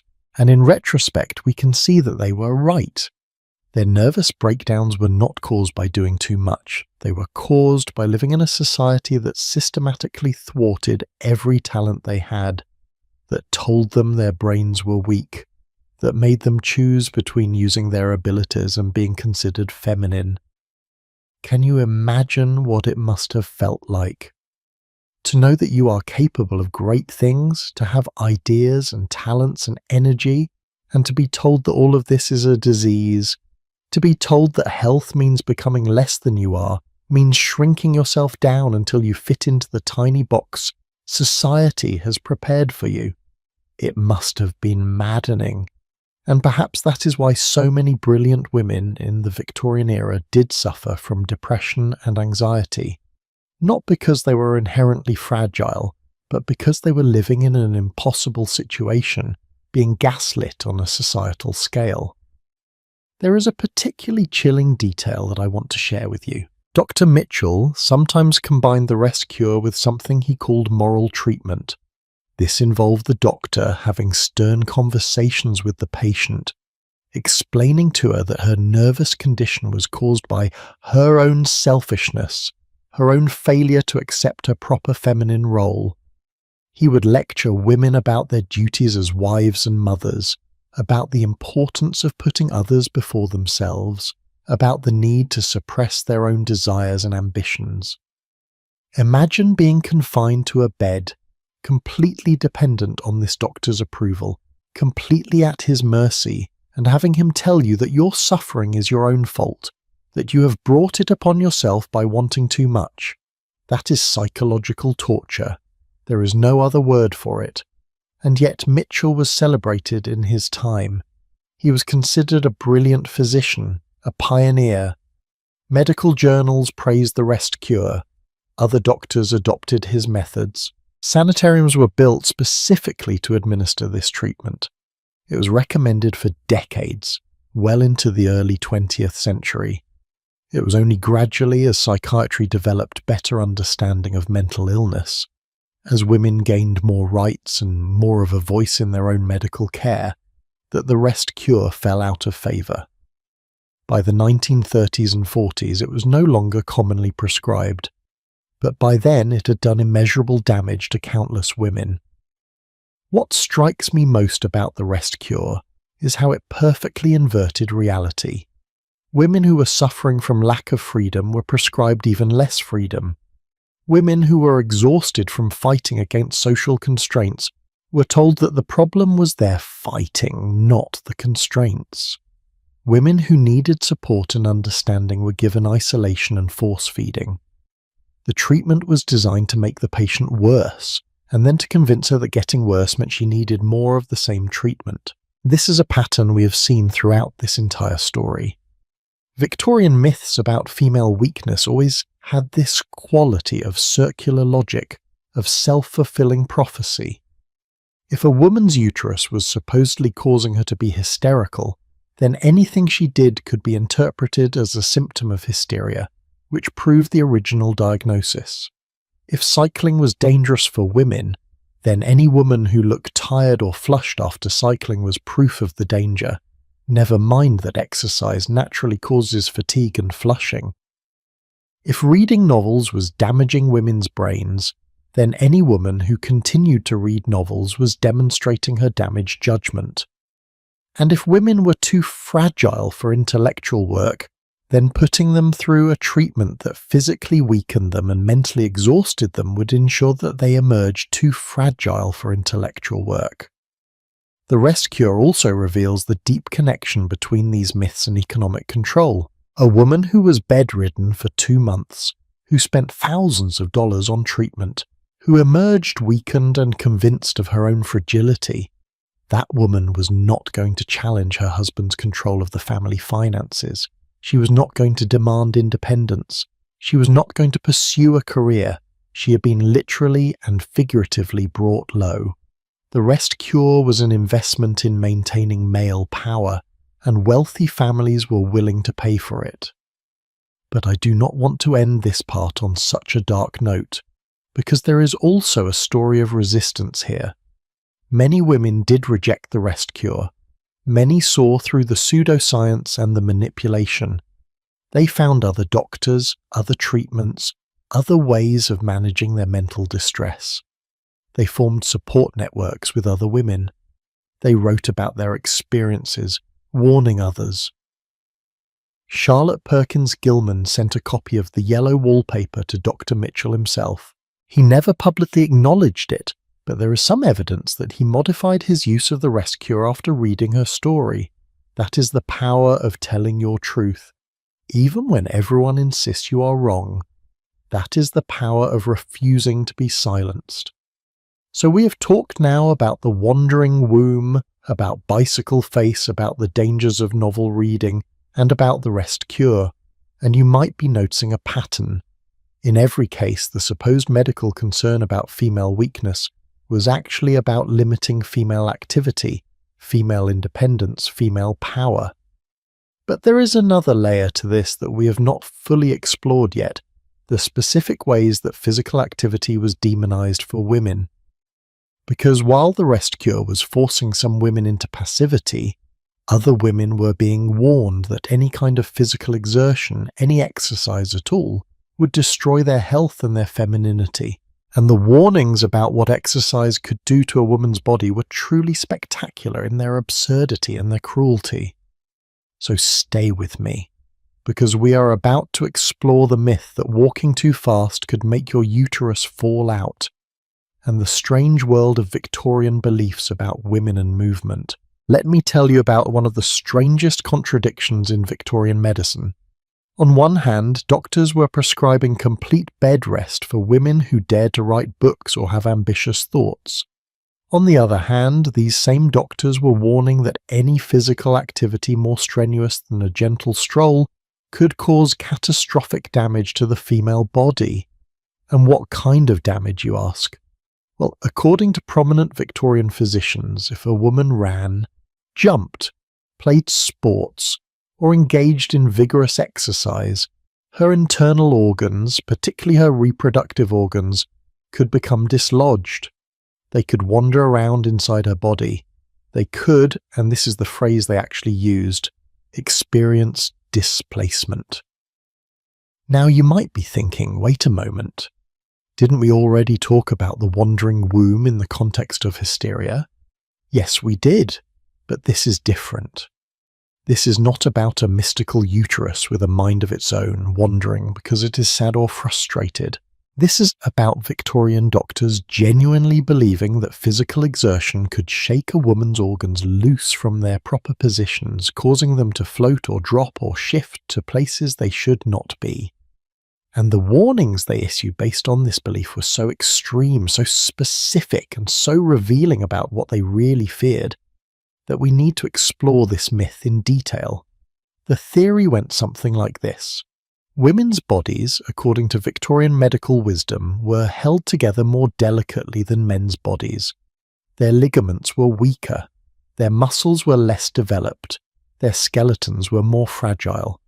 Everything about a woman's anatomy was supposedly designed for one purpose only, bearing children and nursing infants. Any activity that did not directly serve this purpose was not just unnecessary, but actively dangerous. Exercise in particular was seen as a masculine activity that women's bodies simply could not handle. Dr. Edward Clark, a prominent physician at Harvard Medical School, was one of the loudest voices warning against women engaging in physical activity, particularly during their education years. In 1873, he published a book titled Sex in Education, or A Fair Chance for Girls, and despite the seemingly progressive title, the book was actually an argument for why women should not receive the same education as men. One of Clark's main concerns was that physical and mental exertion during adolescence would damage girls' developing reproductive systems. He claimed that exercise diverted blood and energy away from the uterus and ovaries, stunting their growth and leading to future infertility. Clark presented case studies, though modern readers would recognize them as deeply flawed and unscientific, of young women who had supposedly damaged their health through education and exercise. One of his examples was a girl who had studied too hard and exercised too much during her teenage years, and who later, in Clark's words, had her menstrual function permanently impaired. He never considered that perhaps correlation was not causation, that perhaps this girl's health issues had nothing to do with her education or exercise. No, in Clark's view, the cause was obvious. She had pushed her body beyond its natural female limits. But the warnings about exercise extended far beyond adolescence. Married women, mothers, women of all ages were told that physical exertion could cause their wombs to prolapse, their ovaries to become inflamed, their entire reproductive system to malfunction. And the specific activities that were deemed most dangerous are fascinatingly revealing. Running was considered extremely hazardous. Jumping was out of the question. Playing tennis, which was becoming popular in the 1880s and 90s, was viewed with deep suspicion. Even walking too quickly or for too long was thought to be risky. One medical text from the 1880s warned that women who engaged in vigorous walking might experience what they called uterine displacement, the uterus dropping down from its normal position because the exertion had weakened the supporting ligaments. The symptoms of this displacement were described as a sense of heaviness in the pelvis, backache, and general malaise. Now, I want you to think about this for a moment. These are symptoms that could describe almost anything. They are vague, subjective, and could easily be caused by wearing a corset all day, or by the chronic stress of living in a restrictive society. But Victorian doctors saw these symptoms and immediately blamed physical activity. The irony here is profound. Women were wearing corsets that literally crushed their internal organs, displaced their ribs, made it difficult to breathe, and caused genuine medical problems, including organ damage. But doctors said almost nothing about the dangers of corsets. Why? Because corsets were seen as proper feminine attire. They created the desired hourglass shape. They restricted movement and made women physically dependent. Corsets served the social function of keeping women constrained, and so their very real health dangers were downplayed or ignored entirely. But women running, women jumping, women moving freely through space, that was dangerous. Not because it actually harmed their organs, but because it demonstrated strength, capability, and freedom. Let me share with you some specific examples of how this played out in real women's lives. When women began forming tennis clubs in the 1880s, medical journals published warnings about the sport. Tennis required running, sudden stops and starts, reaching overhead, pivoting quickly, all movements that were supposedly too strenuous for the female body. One doctor wrote that the jarring motions of tennis could cause the uterus to become dislodged and descend into the vaginal canal. Another warned that the exertion of playing tennis could lead to exhaustion of the nervous system. These were not fringe opinions from quacks. These were mainstream medical views published in respected journals. But women kept playing tennis, and something remarkable happened. They got better at it. They developed skill and strength, they formed competitive leagues, and they did not drop dead from displaced organs.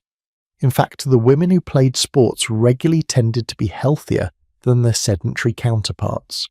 They had more energy, better moods, stronger muscles, and yes, perfectly normal reproductive function. Reality was directly contradicting medical theory, and yet the warnings continued for decades. Swimming provides another fascinating case study. When women began swimming for recreation and exercise in the late 19th century, doctors issued dire warnings.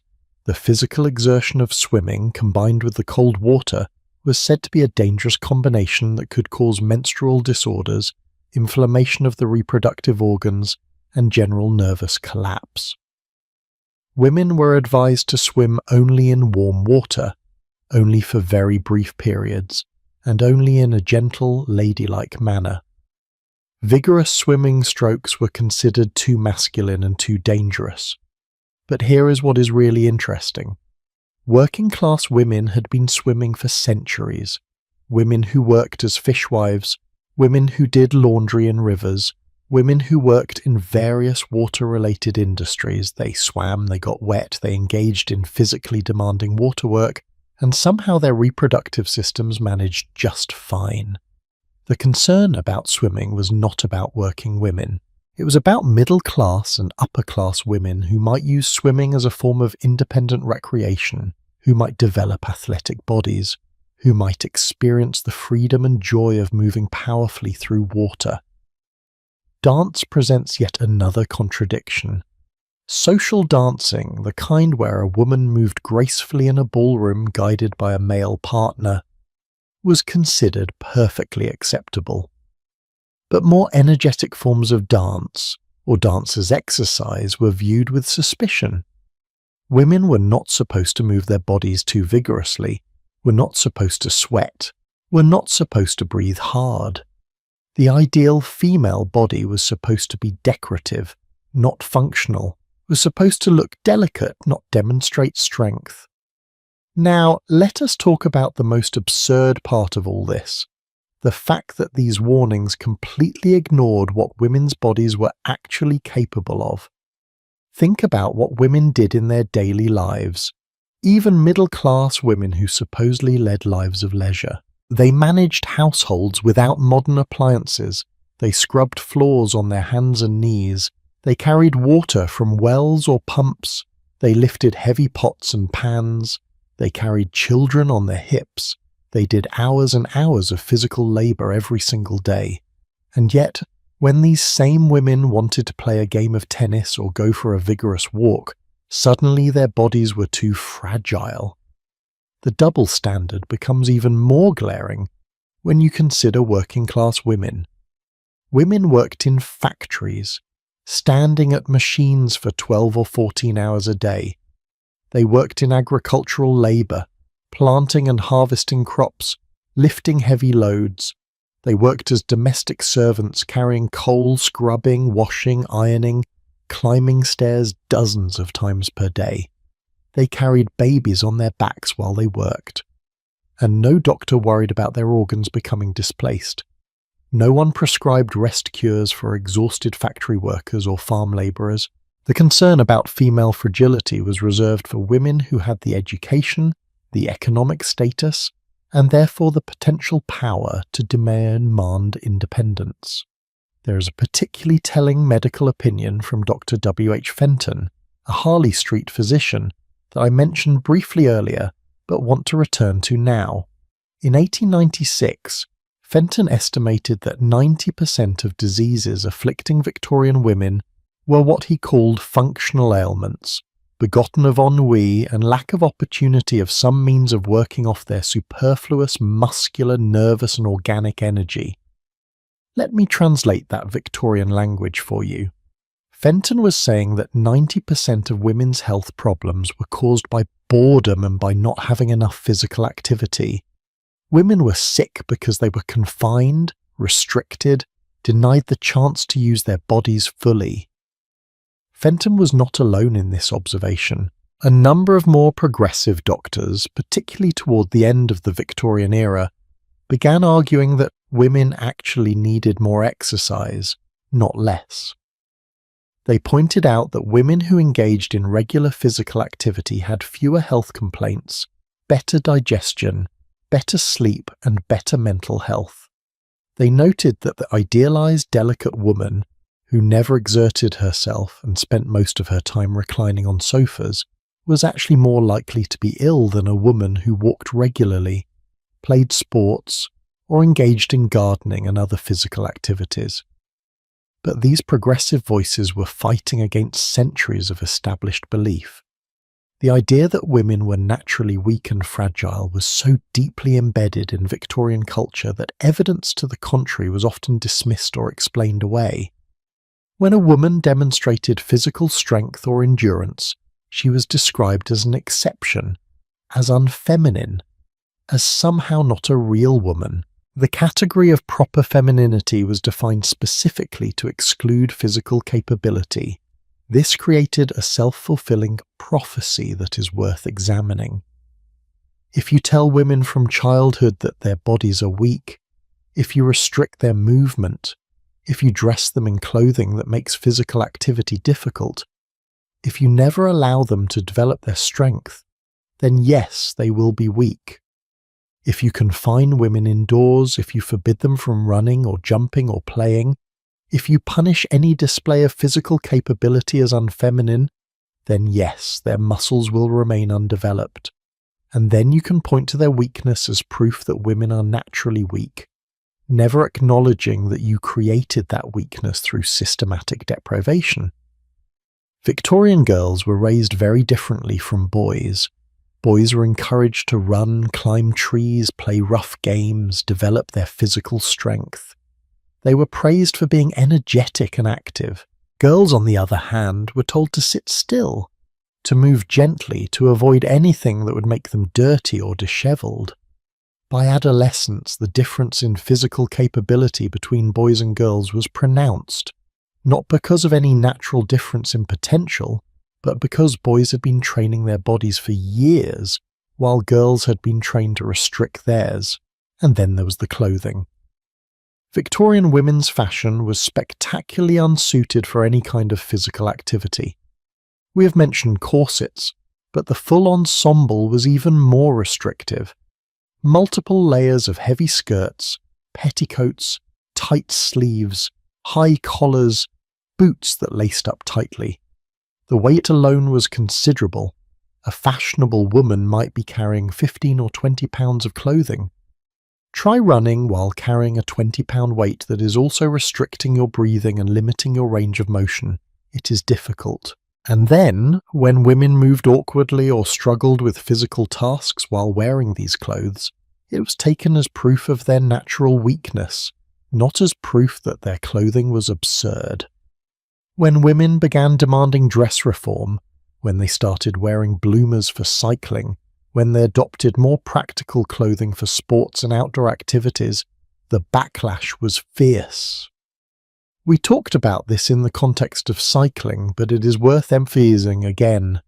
The resistance to women wearing practical clothing was not really about aesthetics or propriety. It was about maintaining the physical restrictions that kept women weak and dependent.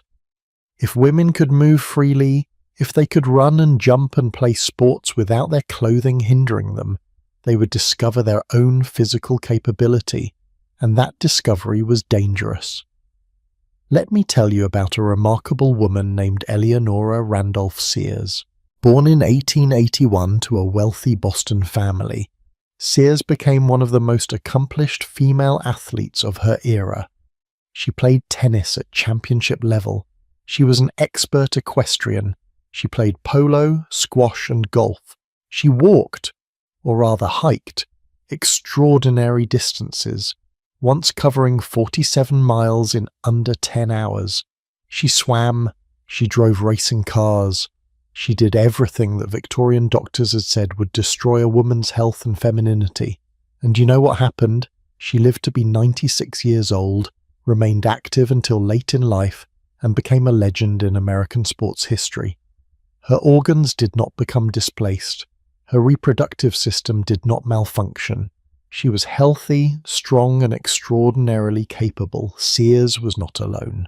As the 19th century gave way to the 20th, as women gained more freedoms and more opportunities to participate in sports and physical activities, it became impossible to maintain the fiction that exercise was dangerous for women. Women were competing in athletic events. They were setting records. They were climbing mountains and exploring wilderness areas. They were proving through their own lived experience that everything the Victorian doctors had said was false. But the damage had already been done. Generations of women had been denied the joy and the health benefits of physical activity.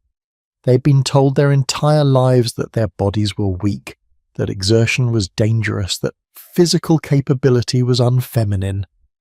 Many internalized these messages so deeply that even when restrictions began to ease, they could not bring themselves to run or jump or play.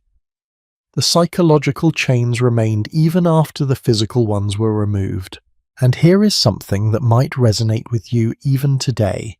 How many times have you heard women apologize for being athletic, for having muscles, for being strong? How often do women downplay their physical capabilities or express worry that becoming too masculine if they develop visible strength. The Victorian belief that femininity and physical capability are incompatible has not entirely disappeared. It lives on in subtle ways, in the way we talk about women's bodies, in what we praise and what we criticize. The myth that exercise was dangerous for women was never about medicine. It was about control. It was about keeping women physically weak so they would remain dependent.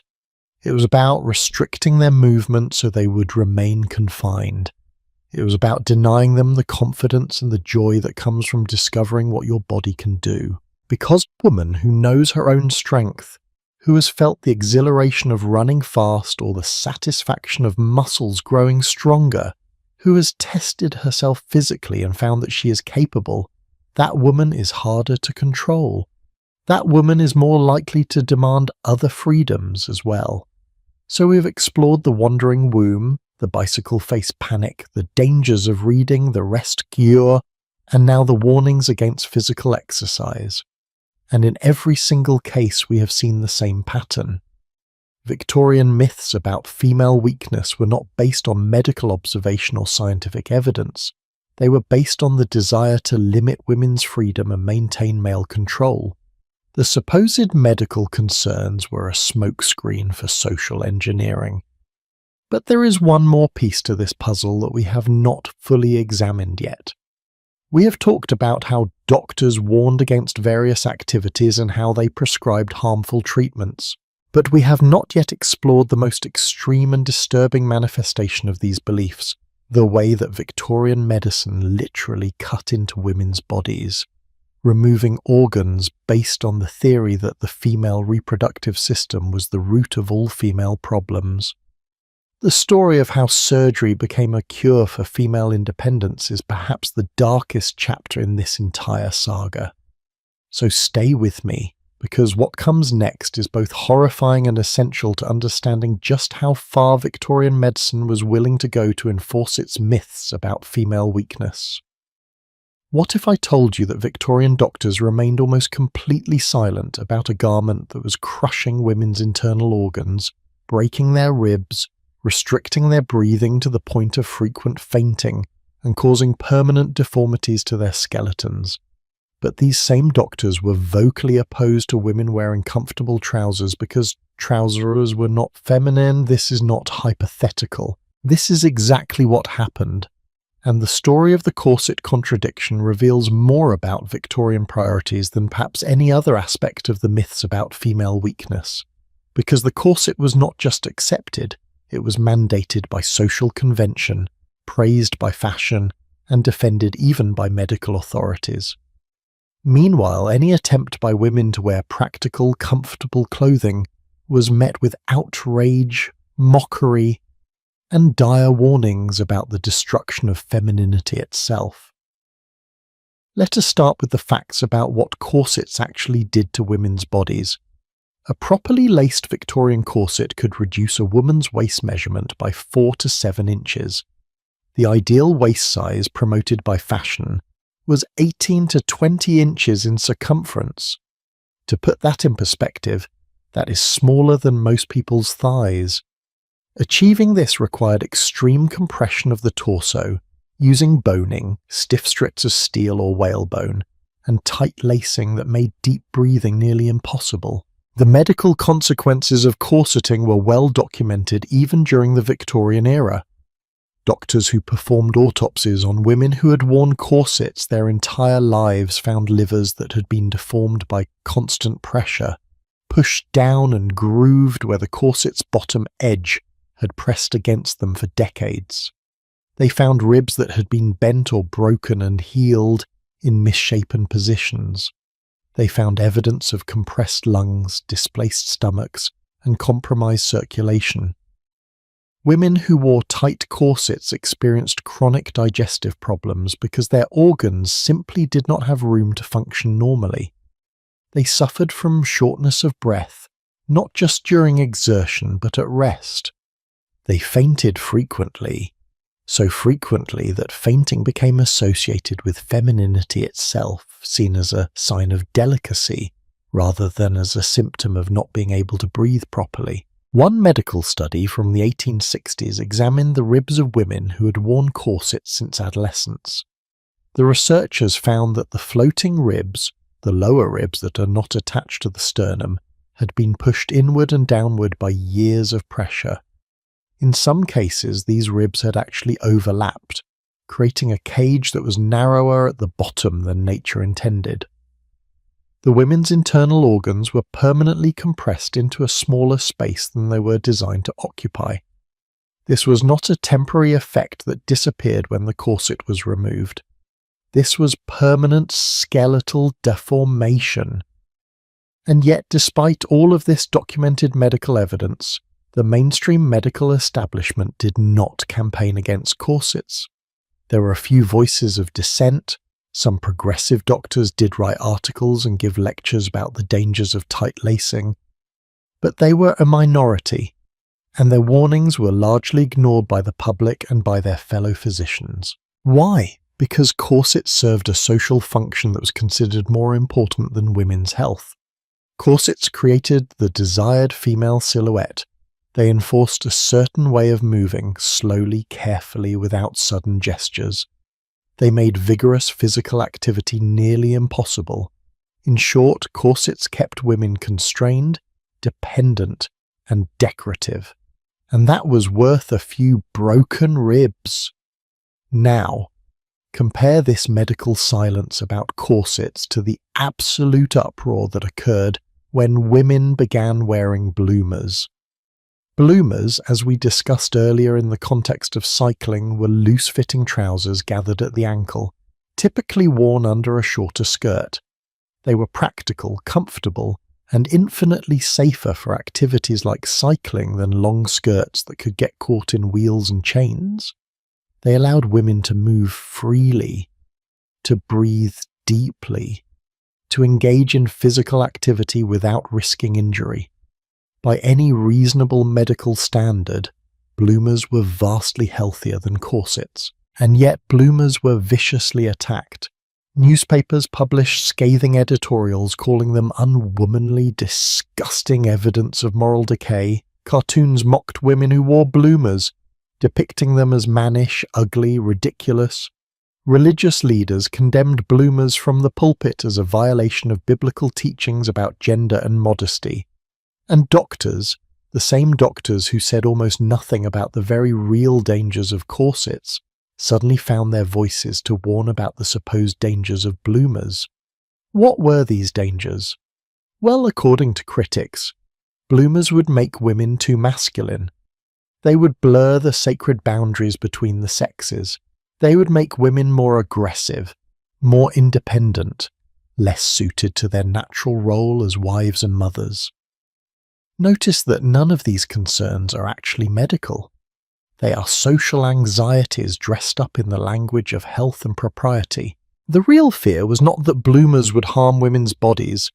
Bloomers were objectively healthier than corsets and long skirts. The real fear was that bloomers would give women too much freedom of movement, too much physical capability, too much independence. Let me share with you some specific examples that highlight this absurd contradiction. In the 1890s, as women began cycling in large numbers, there was extensive debate in newspapers and magazines about what women should wear while riding bicycles. Some publications suggested that women should continue wearing their regular long skirts and petticoats, despite the obvious danger of these garments getting tangled in the bicycle mechanism.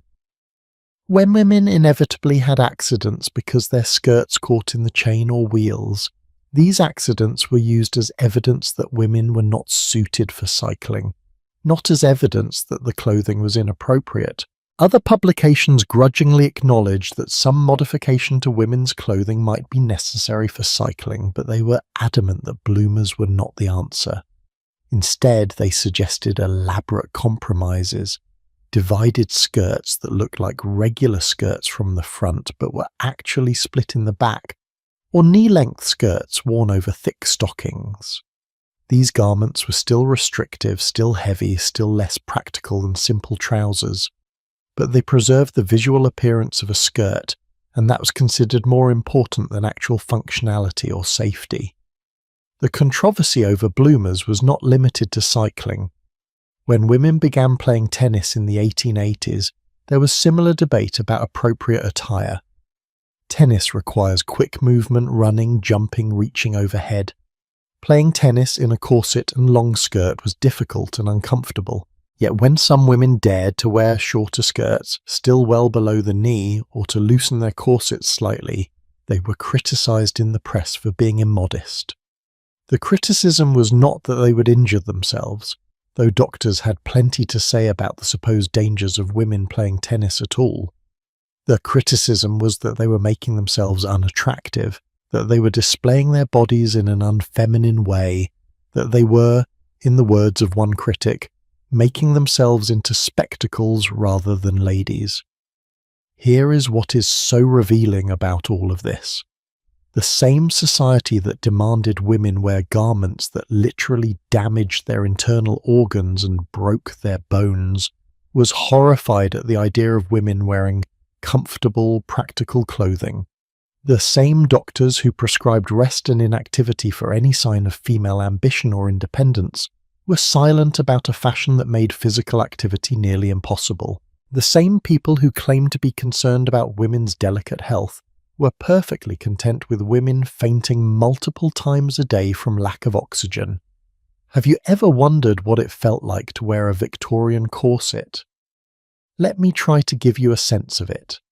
Imagine wearing a very tight elastic bandage wrapped around your entire torso, from just below your breasts down to your hips. Now imagine that this bandage is not elastic at all, it is rigid, reinforced with strips of steel or bone, and it does not give or stretch no matter how much you need to breathe. You cannot take a deep breath. You cannot bend at the waist. If you need to pick something up from the floor, you must bend at the knees while keeping your torso absolutely straight. You cannot eat a large meal because your stomach has no room to amend. If you laugh too hard or cry too intensely, the pressure on your compressed lungs might make you dizzy or faint. Now imagine wearing this device for 12 or 14 hours every single day, from the time you're a young teenager until the time you're elderly. Imagine never knowing what it feels like to breathe fully, to stretch freely, to move without constraint. This was normal for Victorian women. This was what proper femininity required. And if you complained about the discomfort, if you suggested that perhaps corseting was unhealthy, you were told that you were being weak, that proper women did not complain about such things, that a small waist was worth a little discomfort. But it was not a little discomfort. Women suffered tremendously from the effects of corseting. One particularly grim statistic comes from a study of maternal mortality in the Victorian era. Researchers found that women who had worn very tight corsets during their adolescent years were more likely to have difficult childbirths because their pelvises had been compressed during the crucial years when their bones were still developing. The pressure of the corset on the lower abdomen and pelvis could actually alter the shape of the pelvic opening, making it narrower and less suited for childbirth. In an era before safe caesarean sections, this meant that tight corseting in youth could be a death sentence later in life. And here is the darkest irony of all. Remember how Victorian doctors constantly warned that education, exercise and independent activities would damage women's reproductive capacity? Remember how they claimed that riding bicycles or playing tennis would cause infertility or difficult childbirth? All of those warnings were nonsense. There is no medical evidence that education or exercise harms reproduction. But corseting actually did cause reproductive difficulties. And yet this was accepted, even encouraged, while the activities that would have made women healthier were condemned. The double standard becomes even more stark when we look at men's fashion during the same period. Men wore comfortable, loose-fitting trousers. Their jackets and vests were tailored, but not constricting. They could breathe freely, move easily, engage in physical activity without their clothing impeding them. and no one suggested that men's comfortable clothing made them less masculine. On the contrary, men's practical clothing was seen as appropriate for their active role in public life. The restrictive, uncomfortable, and actively harmful nature of women's clothing was not an accident. It was a feature, not a bug. It served to physically limit what women could do, where they could go, how they could move through the world. There is a particularly telling anecdote from the life of Dr. Mary Walker, one of the first female physicians in America. Walker served as a surgeon during the American Civil War, and she quickly discovered that it was impossible to do her job while wearing traditional women's clothing. She could not move quickly enough to respond to emergencies. She could not bend and reach the way surgery required. She could not work in field hospitals in long skirts that drag through mud and blood. So she made a practical decision. She wore men's trousers and a modified uniform. This choice allowed her to do her work effectively and probably saved many soldiers' lives. But Walker was arrested multiple times for wearing men's clothing. She was mocked in newspapers, called a freak and an abomination. Other doctors, men who presumably should have appreciated the practical necessities of medical work, condemned her choice of clothing as evidence of mental instability. Walker was doing the exact same work as male surgeons in the exact same conditions, and yet she was expected to do it while wearing a corset and long skirts. When she refused, she was treated as if she'd committed a serious crime. The message was clear. Women's comfort, safety, and ability to do their work was less important than maintaining the visual markers of gender difference. Now, I want to be clear about something. Not all Victorian women wore extremely tight corsets. Working-class women typically wore looser corsets or none at all, because they needed to be able to work. Women who did physical labour could not afford to faint from lack of oxygen, or to have their movement restricted. But working-class women were also not held up as ideals of femininity. The ideal Victorian woman, the woman depicted in fashion plates and described in conduct manuals, was corseted so tightly that her waist was impossibly small. And this ideal was what middle-class and upper-class women were expected to achieve. And here is another crucial point. The women who suffered most from tight corseting were the same women who had the most potential for independence. These were educated women, women from families with resources, women who might otherwise have pursued careers or intellectual interests or political activism. Corseting kept them physically weakened. It gave them chronic health problems that required rest and medical attention. It made them genuinely more fragile and more dependent. In other words, corseting helped create the very female weakness that Victorian society then pointed to as evidence that women needed male protection and control. This is what makes the corset contradiction so significant. It exposes the lie at the heart of Victorian concerns about female health. If doctors and society truly cared about women's physical well-being, they would have campaigned vigorously against corsets. They would have celebrated bloomers and other practical clothing. They would have encouraged women to exercise, to breathe deeply, to develop strong bodies. Instead, they did the opposite. They endorsed a fashion that caused demonstrable harm while condemning activities and clothing that would have made women healthier. Why? Because health was never the real concern. Control was the real concern. Maintaining clear visual and behavioural distinctions between men and women was the real concern. Ensuring that women remained physically weak enough to need male protection was the real concern.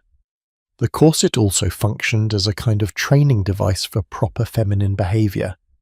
When you are wearing a tight corset, you cannot move suddenly. You cannot run. You cannot reach or stretch or bend freely.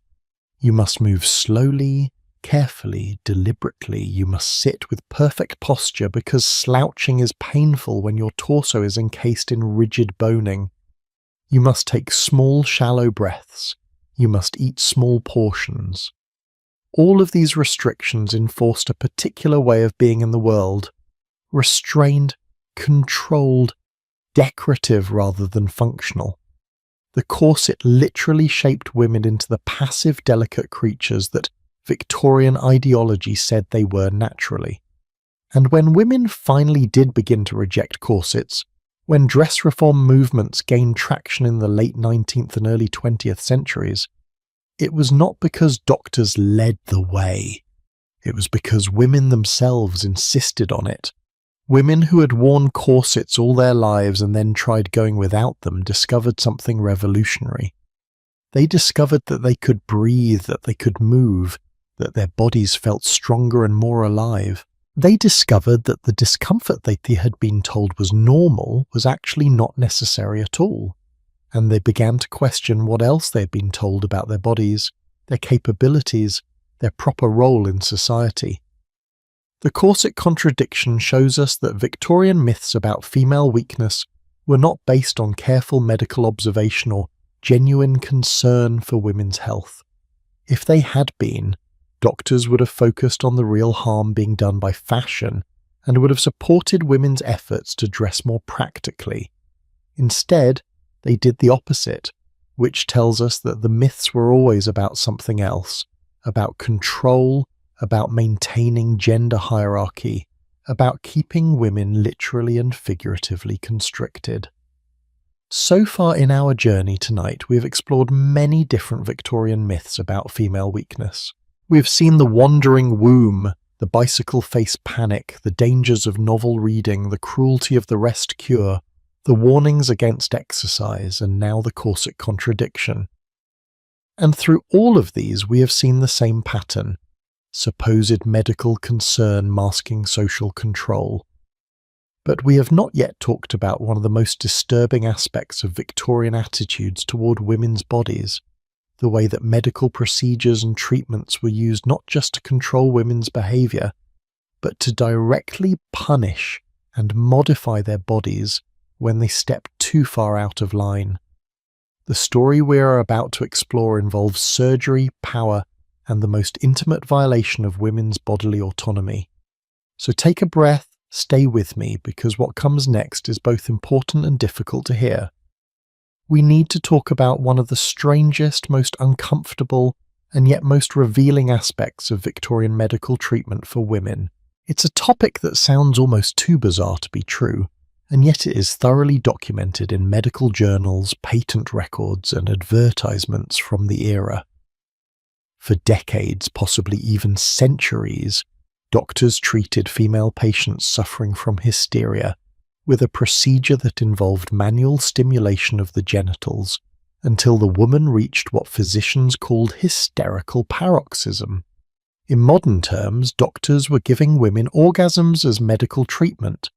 And here is the truly extraordinary part. The doctors apparently did not recognize what they were doing, or at least they never acknowledged it publicly.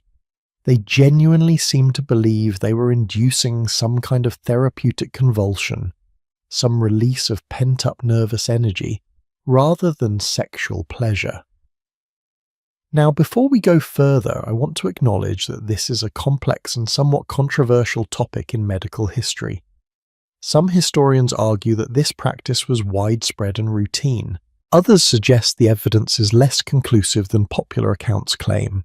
What we know for certain is this: medical vibrators existed, they were patented, and sold specifically for treating female complaints. They were advertised in mainstream catalogues, and medical literature from the period discusses pelvic massage as a treatment for hysteria. The exact prevalence and the precise techniques may be debated by scholars, but the basic fact that this happened is not in dispute. So let us explore what we know, what it tells us about Victorian attitudes toward female sexuality and female bodies, and why this particular myth about female weakness is perhaps the most revealing of all. The theoretical foundation for this treatment goes back to ancient times. Remember our discussion of the wandering womb? The ancient Greeks believed that hysteria was caused by the uterus being deprived of its natural purpose, pregnancy and childbirth. One of their recommended treatments was marriage and regular sexual intercourse. The logic was that the uterus needed to be satisfied, needed to be given what it wanted in order to settle down and stop causing problems. This idea persisted in various forms for centuries. By the Victorian era, the theory had evolved, but the basic premise remained. Doctors believed that hysteria could be caused by sexual frustration, by what they called congestion or stagnation in the pelvic region. But here is where Victorian prudery created a fascinating contradiction. Victorian society was deeply uncomfortable with the idea of female sexuality. Respectable women were not supposed to experience sexual desire. They were supposed to endure marital relations as a duty, not enjoy them as pleasure. The very idea that women might have sexual needs was considered vulgar and unladylike. And yet, doctors were observing that many of their female patients reported relief from various symptoms after what the doctors called pelvic massage.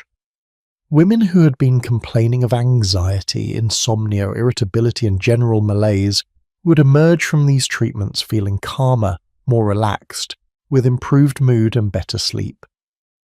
The doctors interpreted this as evidence that the massage was relieving congestion, releasing built-up nervous tension, restoring proper circulation to the pelvic organs. They developed elaborate theories about how the massage stimulated nerves, improved blood flow, and rebalanced the delicate female system. What they apparently did not acknowledge, or perhaps genuinely did not understand, was that they were providing sexual release. The improvement in symptoms was not because of some mystical medical effect of pelvic massage. It was because these women were experiencing orgasms, probably for the first time in their lives, and orgasms have real physiological benefits. They reduce stress, improve mood, help with sleep, release muscle tension. But Victorian doctors could not say this, perhaps because they genuinely did not recognize female sexual response, or perhaps because acknowledging it would have undermined the entire edifice of Victorian sexual morality. The medical literature from the period is fascinating for what it does and does not say. Doctors wrote about inducing hysterical paroxysm, describing it as a kind of convulsive release, accompanied by flushing, rapid breathing and a sense of relief. They never used sexual language. They never acknowledged that what they were describing was orgasm. Instead, they framed it as a purely medical phenomenon, a therapeutic crisis that marked the successful completion of treatment.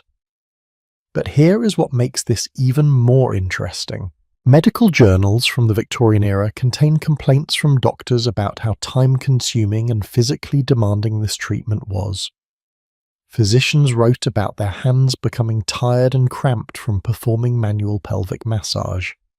They discussed how labor-intensive it was to bring a patient to hysterical paroxysm, particularly patients who required extended treatment. Some doctors noted that it could take an hour or more of continuous massage to achieve the desired result. They were quite literally complaining about how much work it was to manually stimulate patients to orgasm, but they never quite said that in so many words. And then something remarkable happened. Inventors began creating mechanical devices to assist physicians with this tedious task. The first electromechanical vibrators were developed in the 1870s and 80s, and they were explicitly marketed as medical instruments for treating female disorders. These were not discrete devices hidden in the back rooms of questionable establishments. These were legitimate medical tools, displayed at medical conferences, written about in medical journals, patented as health devices. One of the earliest and most successful was invented by a British physician named Joseph Mortimer Granville in the 1880s. Granville's vibrator was large, powered by a battery, and was used in medical offices and sanitariums. It was heavy and somewhat cumbersome, but it was far more efficient than manual massage. A treatment that might have taken a doctor an hour of exhausting manual work could now be accomplished in a fraction of the time. Doctors were delighted with this innovation because it saved them effort and allowed them to treat more patients. But here is what is so revealing. In his writings about the vibrator, Granville specifically said it should not be used on women's genital areas. He recommended it for muscle massage, for treating various aches and pains, but he explicitly warned against its use in treating hysteria through pelvic application. And yet, despite his warnings, other doctors immediately began using vibrators precisely for this purpose. Why would Granville issue such a specific warning if he did not know that his device could be used for sexual stimulation? And why would other doctors immediately start using it in exactly the way Granville said it should not be used? This suggests that at some level, at least some physicians understood what was happening. They may not have articulated it publicly, they may not have admitted it even to themselves, but they knew. And they continued the practice anyway, because it worked. Women felt better after these treatments. Symptoms improved. And as long as everyone maintained the fiction that this was purely medical, as long as no one acknowledged the sexual nature of the treatment, it could continue. By the late 1800s and early 1900s, vibrators had become widely available. They were sold not just to doctors, but to the general public. You could order a vibrator from the Sears Roebuck catalogue, right alongside sewing machines and electric fans. The advertisements are extraordinary documents. They show respectable-looking women using vibrators on their faces, necks, and arms. The text describes the devices as promoting health, vigor, and beauty. They promise relief from nervousness, headaches, and wrinkles.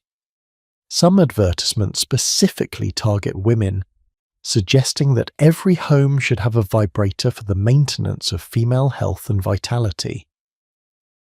One advertisement from 1906 shows a woman using a handheld vibrator and includes text that reads, "Such delightful companions, certain to chase away the blues and make you feel young again." Another advertisement promises that the vibrator will give you all the pleasures of youth. The language is coy, suggestive without being explicit. It speaks to women who might understand the real purpose of the device while maintaining plausible deniability. After all, it is just a health device. It is just a massage tool. Nothing improper about it at all. What is particularly interesting is that vibrators were initially marketed to women as medical devices, but by the 1920s, they began appearing in different kinds of publications. They started showing up in advertisements that were more clearly suggestive, more explicitly oriented toward pleasure rather than health. And around this same time, vibrators suddenly disappeared from mainstream catalogues. They became less visible, less openly discussed. Why the change? Historians suggest that once vibrators began to be associated with sexual pleasure, rather than medical treatment, they became too scandalous to advertise openly. As long as the fiction of medical necessity could be maintained, vibrators were acceptable. But once that fiction crumbled, once society began to acknowledge, even implicitly, that these devices were for sexual purposes, they had to be hidden away. The respectability depended on the denial. There is a broader point here about Victorian attitudes toward female sexuality. Victorian society was deeply invested in the idea that respectable women did not experience sexual desire, did not need sexual satisfaction.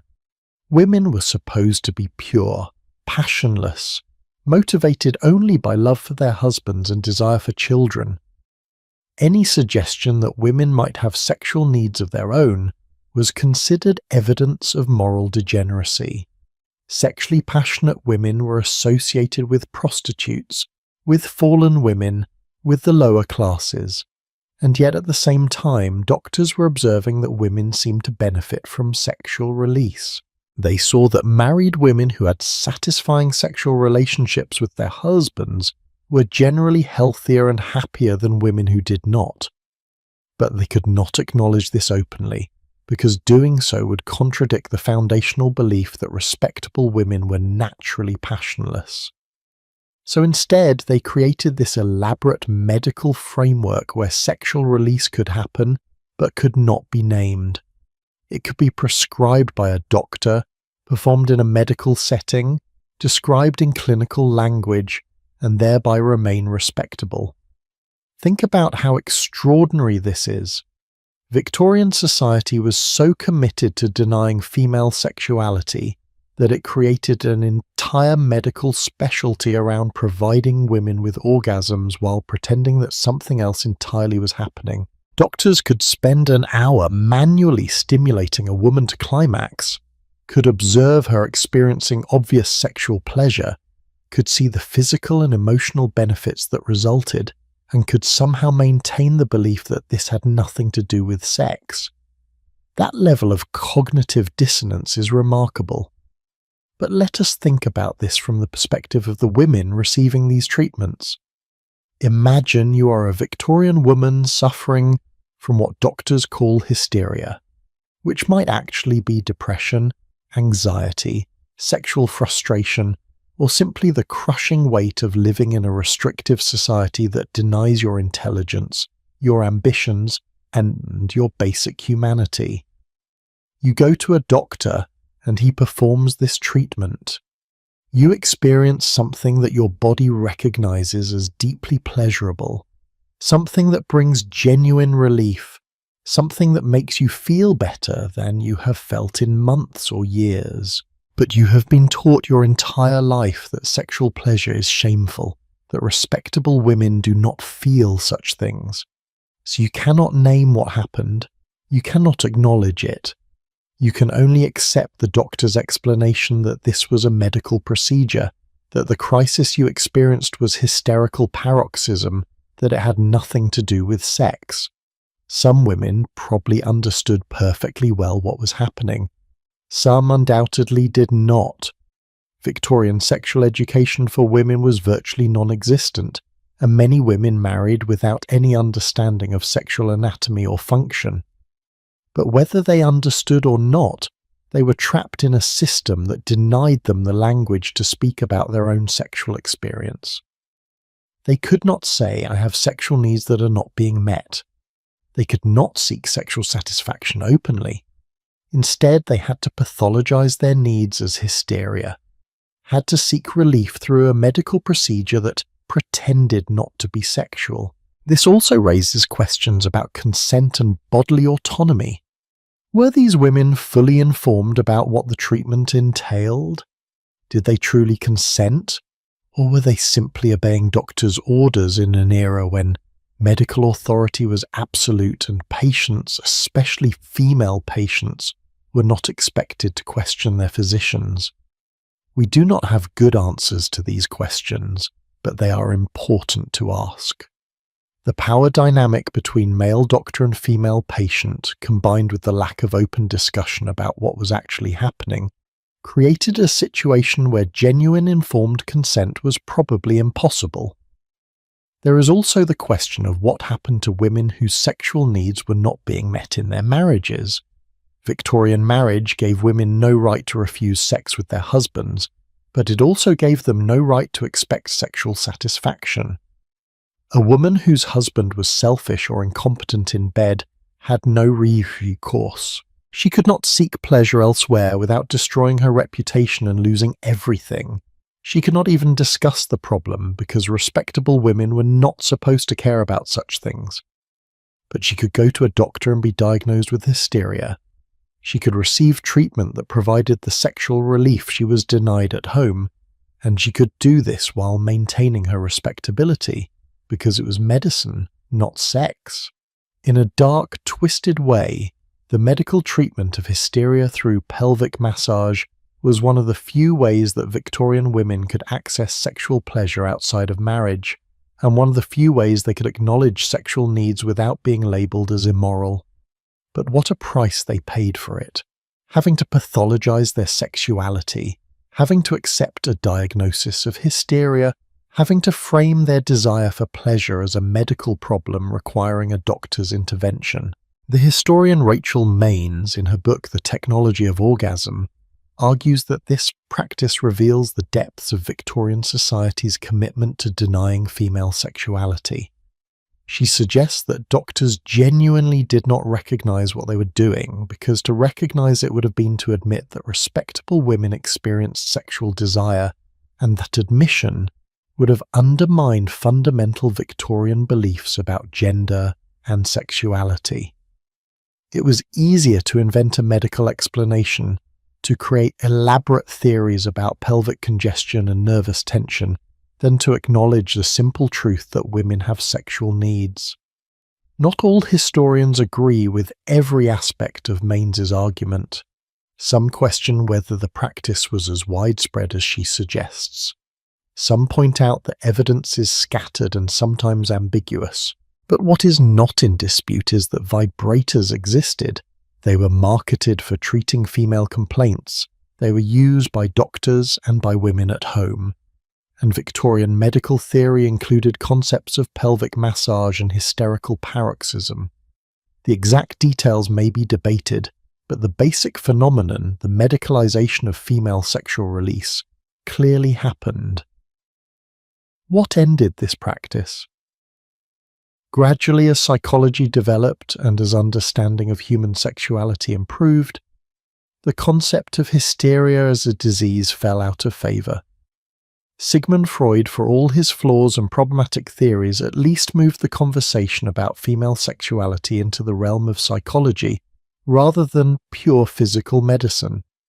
The recognition that women were sexual beings, that they had desires and needs, slowly became more acceptable. And as this happened, the need to disguise sexual release as medical treatment diminished.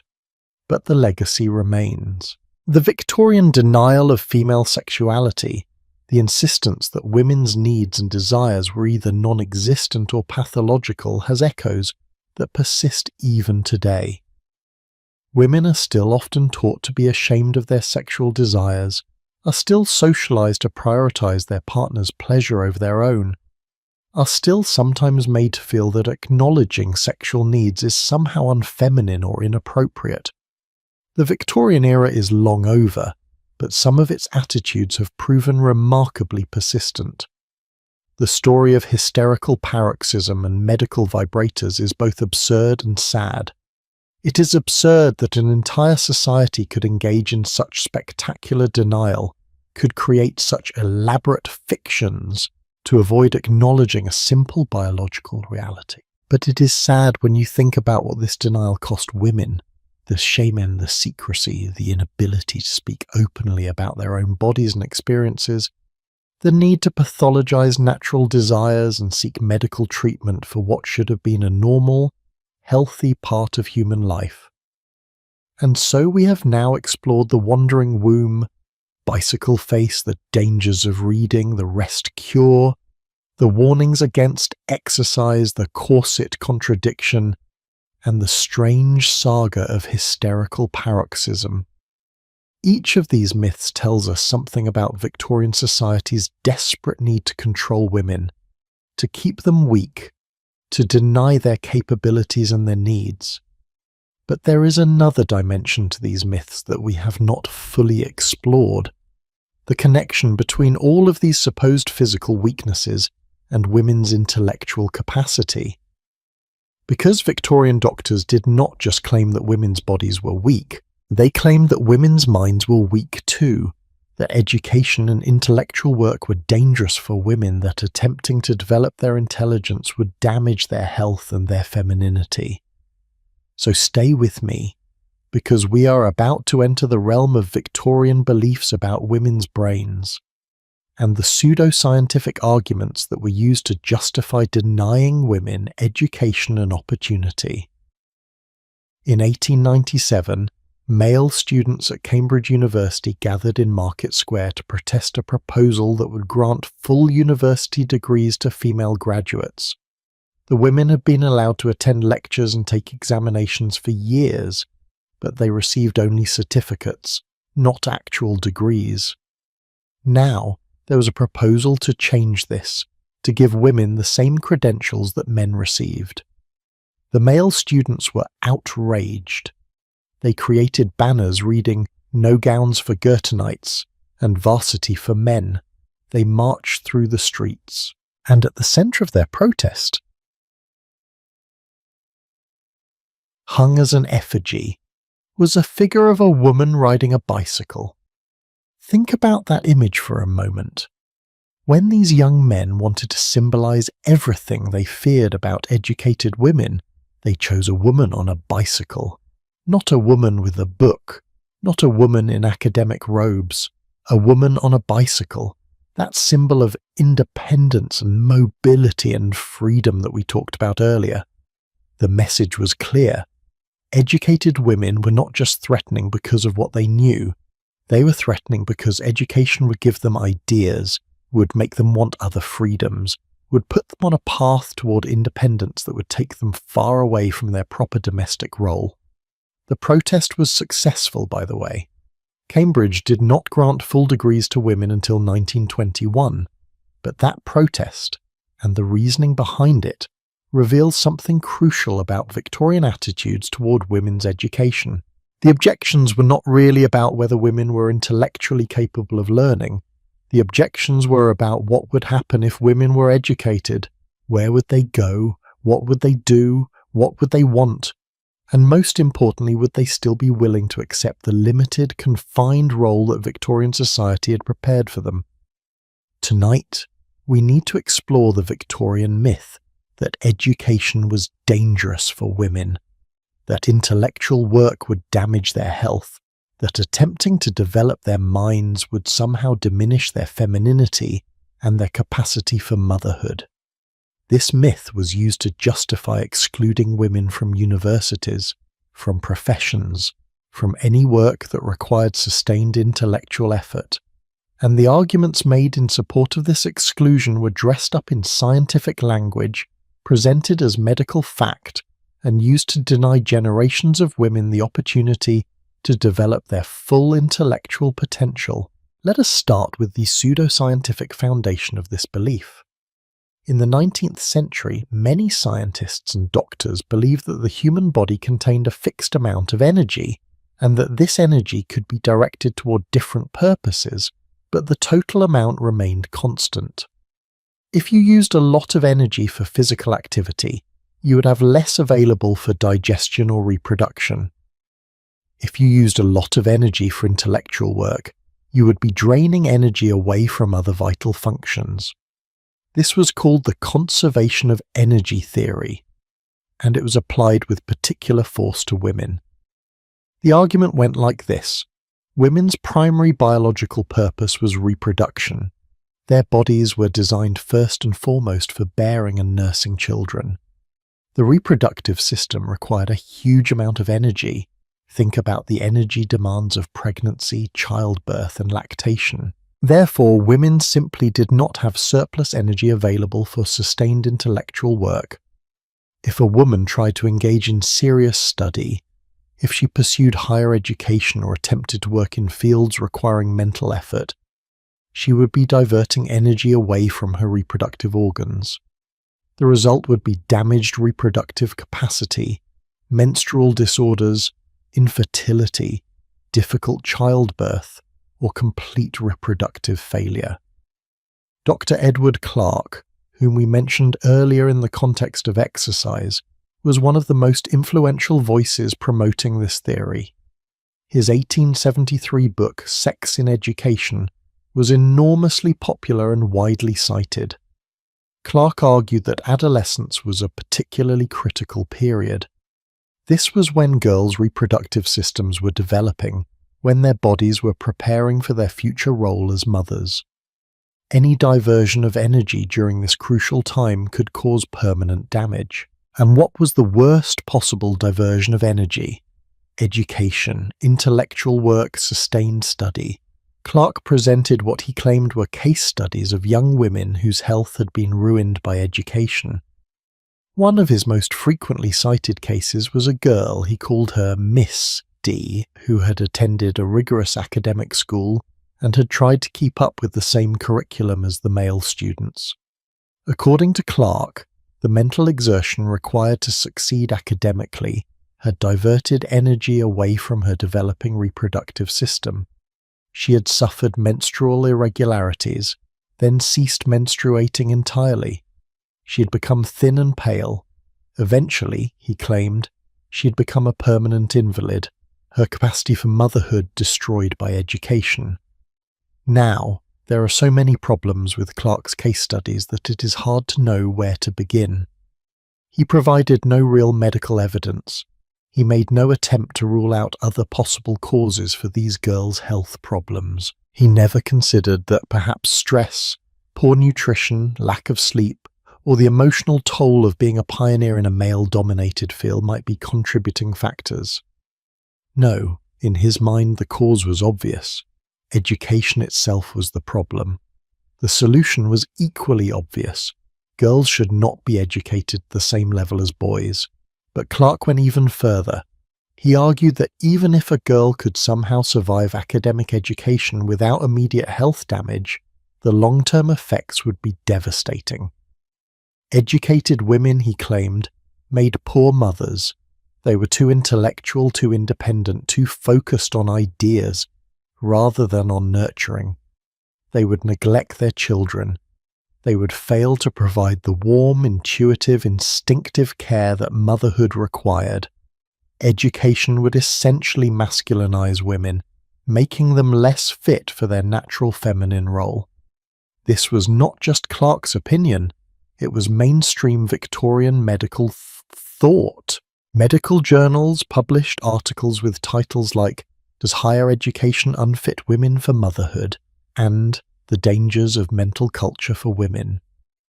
Doctors testified before legislative committees considering whether to fund women's colleges, warning that such institutions would damage public health by producing a generation of educated but infertile women. The supposed health dangers of education were used as an argument against women's suffrage, against women entering professions, against any expansion of women's role beyond the domestic sphere. And here is where we need to talk about brain size, because Victorian scientists were obsessed with measuring and comparing brains. They believed that intelligence was directly correlated with brain size. Bigger brains meant smarter people, and they claimed that women had smaller brains than men. This was presented as scientific fact, as objective measurement, as proof that women were intellectually inferior. The French scientist Paul Broca was one of the leading figures in this field. He conducted extensive studies weighing and measuring brains, and he concluded that women's brains were on average about 150 grams lighter than men's brains. He presented this as evidence of intellectual inferiority. Other scientists went further, examining brain structure and claiming to find differences in the proportions of different brain regions. Differences, they said, explained why women were better at nurturing an emotion, while men were better at logic and abstract thought. But there was a problem with all of this brain science, a problem that some scientists at the time actually pointed out but were largely ignored. Brain size correlates with body size. Women on average are physically smaller than men, so of course their brains are smaller in absolute terms. When you adjust for body size, when you look at brain-to-body ratio, the difference largely disappears. And more importantly, there is no evidence that brain size within the normal human range correlates with intelligence. Some of the most brilliant people in history had relatively small brains. Some people with very large brains were not particularly intelligent. The entire premise was flawed, but facts did not matter when they contradicted the desired conclusion. Victorian scientists wanted to prove that women were intellectually inferior, so they found measurements that seemed to support that conclusion and ignored everything that contradicted it. This is pseudoscience in service of prejudice, and it was used to justify denying women educational opportunities for decades. There is a particularly dark irony in how these arguments about education and health were applied. Remember that working-class women and girls were working in factories, in agriculture, in domestic service. They were working 12 or 14-hour days doing physically exhausting and often dangerous work, and no one worried about their reproductive capacity. No one suggested that factory work was diverting energy away from their developing reproductive systems. The concern about education damaging women's health was reserved exclusively for middle-class and upper-class girls who might otherwise have had the resources and opportunity to pursue higher education and professional careers. This tells us everything we need to know about what was really at stake. Working-class women could work themselves to exhaustion because their labour was economically necessary and because they were not seen as potential competitors to middle-class men. But educated women, professional women, women who might become doctors or lawyers or professors, those women were threatening. Not because they would damage their own health, that was the excuse. They were threatening because they would challenge male monopoly on prestigious, well-paid, intellectually stimulating work. Let me tell you about some of the women who defied these warnings and pursued education anyway. One of the most remarkable was Elizabeth Garrett Anderson, who became the first woman to qualify as a physician and surgeon in Britain. Anderson applied to medical school after medical school and was rejected by all of them. So she found a loophole. She studied privately and took the examinations of the Society of Apothecaries, which had no explicit rule against women. She passed, qualified as a doctor, and immediately the Society of Apothecaries changed their rules to explicitly exclude women. But it was too late for Anderson. She was already qualified. Anderson went on to establish a dispensary for women and children, which eventually became a full hospital. She co-founded the London School of Medicine for Women. She became a successful physician, married, had children, and lived to be 81 years old.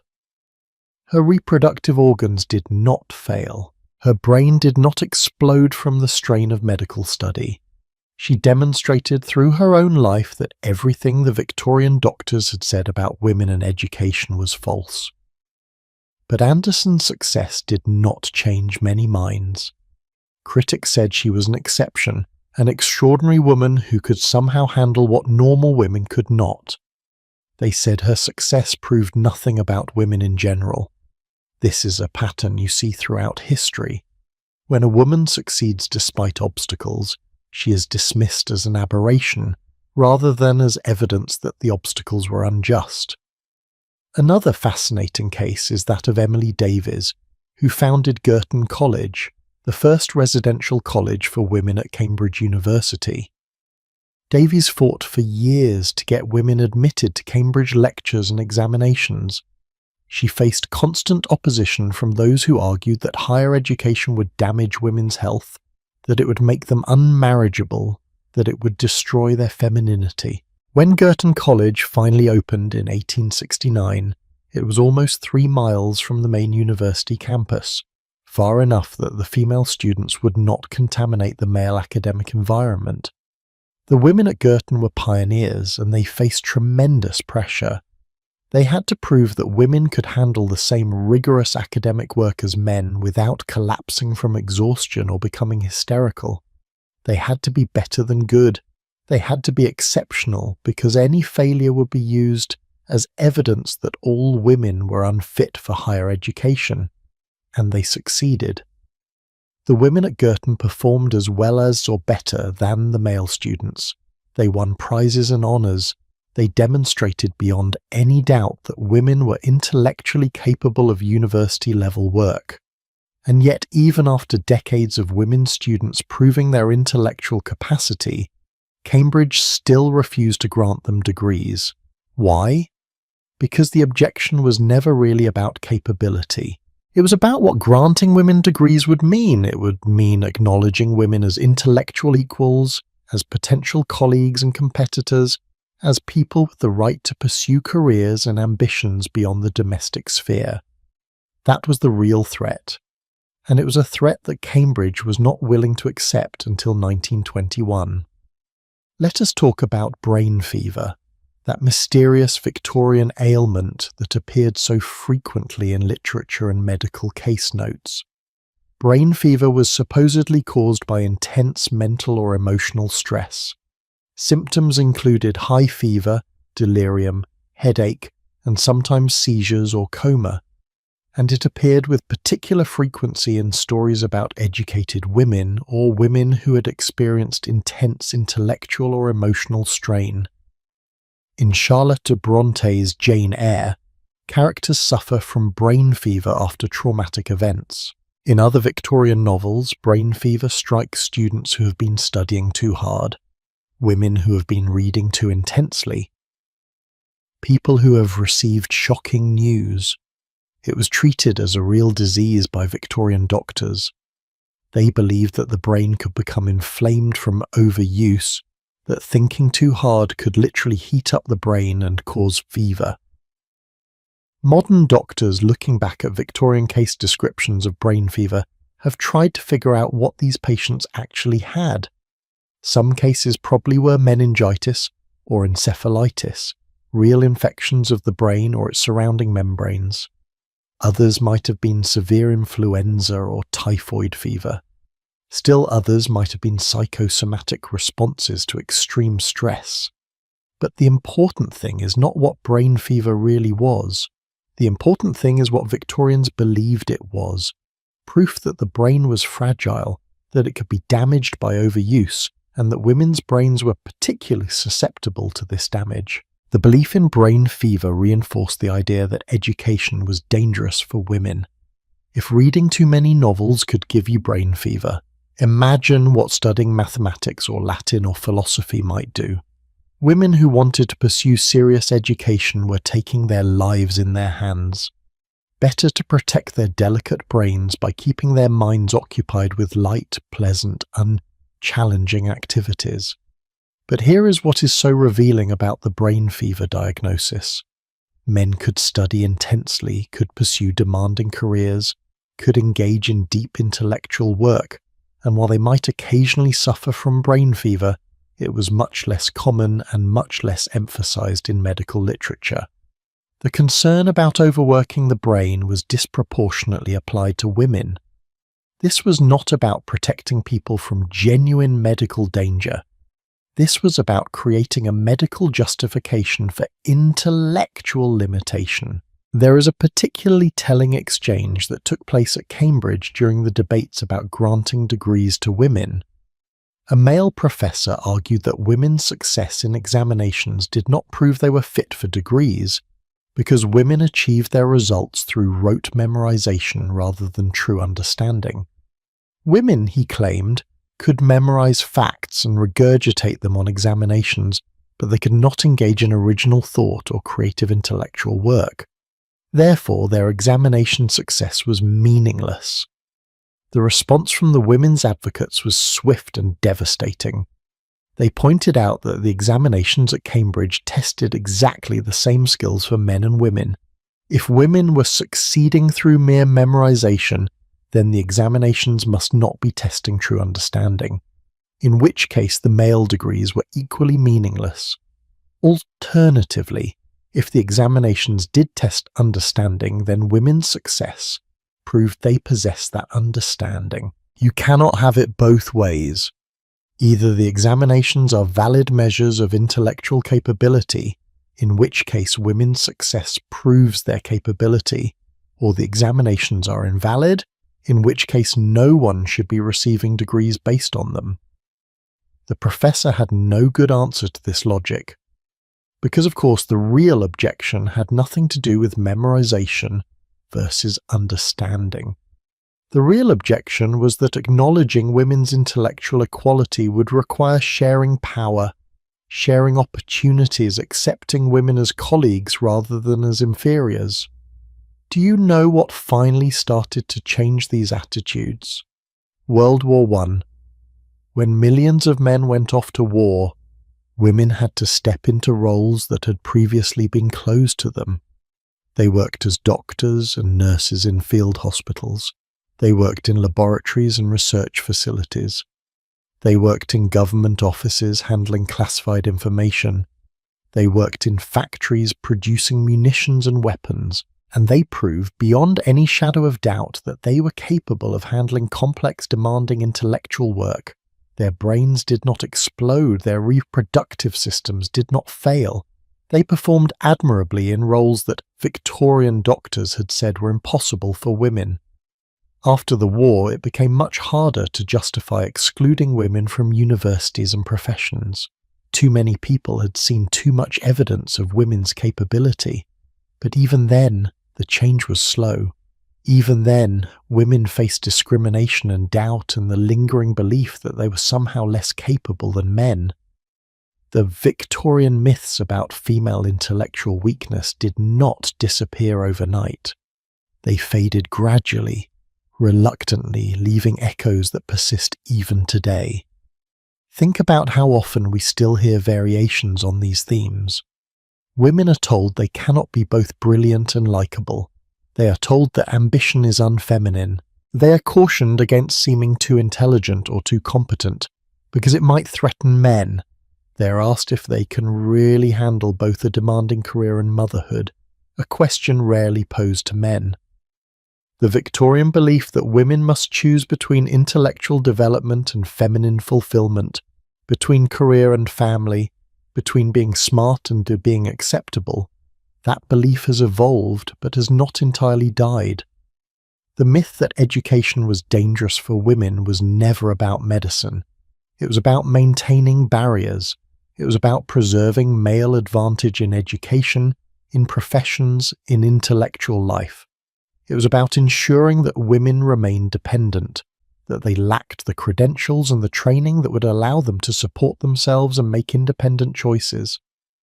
The supposed health concerns were a smokescreen for these economic and social motivations. So we have now journeyed through Wandering Wombs, Bicycle Face, Dangerous Novels, The Rest Cure, warnings against exercise, the corset contradiction, hysterical paroxysm, and the myth that education would destroy women's health. We have seen how Victorian medicine created an elaborate mythology of female weakness, using scientific-sounding language to justify social control. But there is one more piece of this puzzle we need to explore, the connection between all of these myths and the ultimate Victorian fear, the thing that all of these restrictions were designed to prevent. We need to talk about what happened when all of these myths and restrictions failed, when women refused to stay in their assigned place, when they demanded rights and freedoms and independence. We need to talk about how Victorian medicine dealt with truly rebellious women, with women who would not be controlled by warnings or restrictions or social pressure. So stay with me, because the story of how far Victorian medicine would go to enforce female conformity is coming next. There comes a point in every oppressive system where persuasion gives way to force, where warnings and restrictions are no longer enough, where those who refuse to comply must be dealt with more directly. In Victorian medicine, that point was reached when doctors decided that if women would not voluntarily accept their supposed weakness, if they persisted in behaviours deemed inappropriate or unhealthy, then the solution was to physically alter their bodies, to surgically remove the organs that were supposedly causing all the trouble, to cut away the parts of a woman that made her resistant, rebellious, or inconveniently independent. This was not the medicine of healing.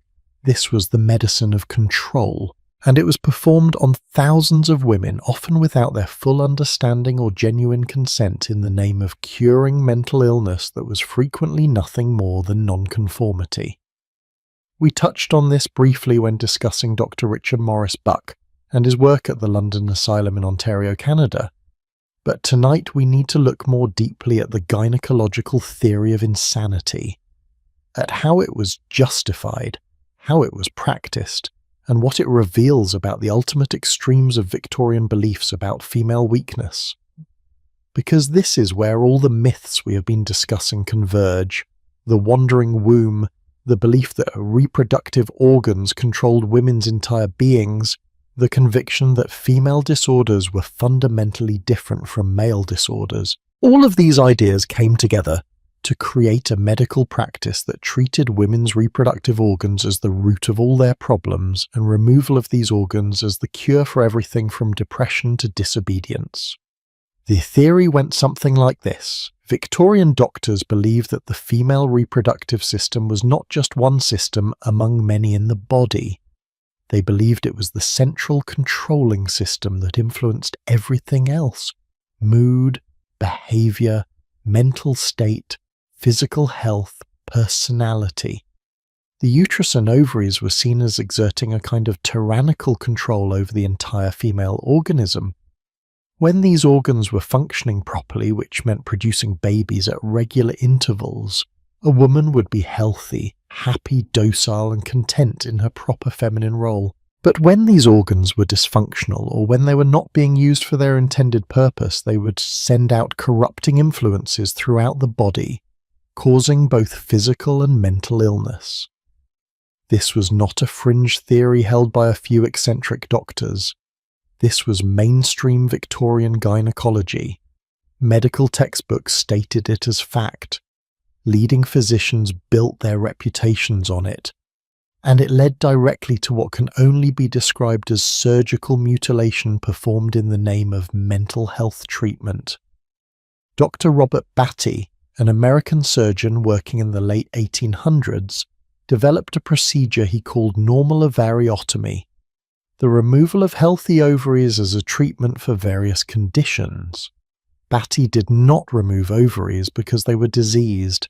He removed them because he believed that doing so would cure mental and behavioral problems in women. He performed this procedure on women diagnosed with hysteria, with nymphomania, which often meant any woman who expressed normal sexual desire, with epilepsy, and even with what he called troublesomeness. Yes, being troublesome was considered a medical condition requiring surgery. Batty's procedure became popular among gynecological surgeons. It was called Batty's operation, and it was performed on thousands of women across America and Europe. The surgery was major, invasive, and dangerous. This was before the development of modern anesthesia and antiseptic technique.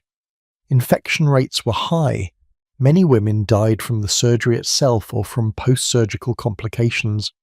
Those who survived were rendered permanently sterile and thrown into immediate surgical menopause with all its attendant symptoms: hot flashes, mood swings, bone density loss, cardiovascular changes. And what were the results?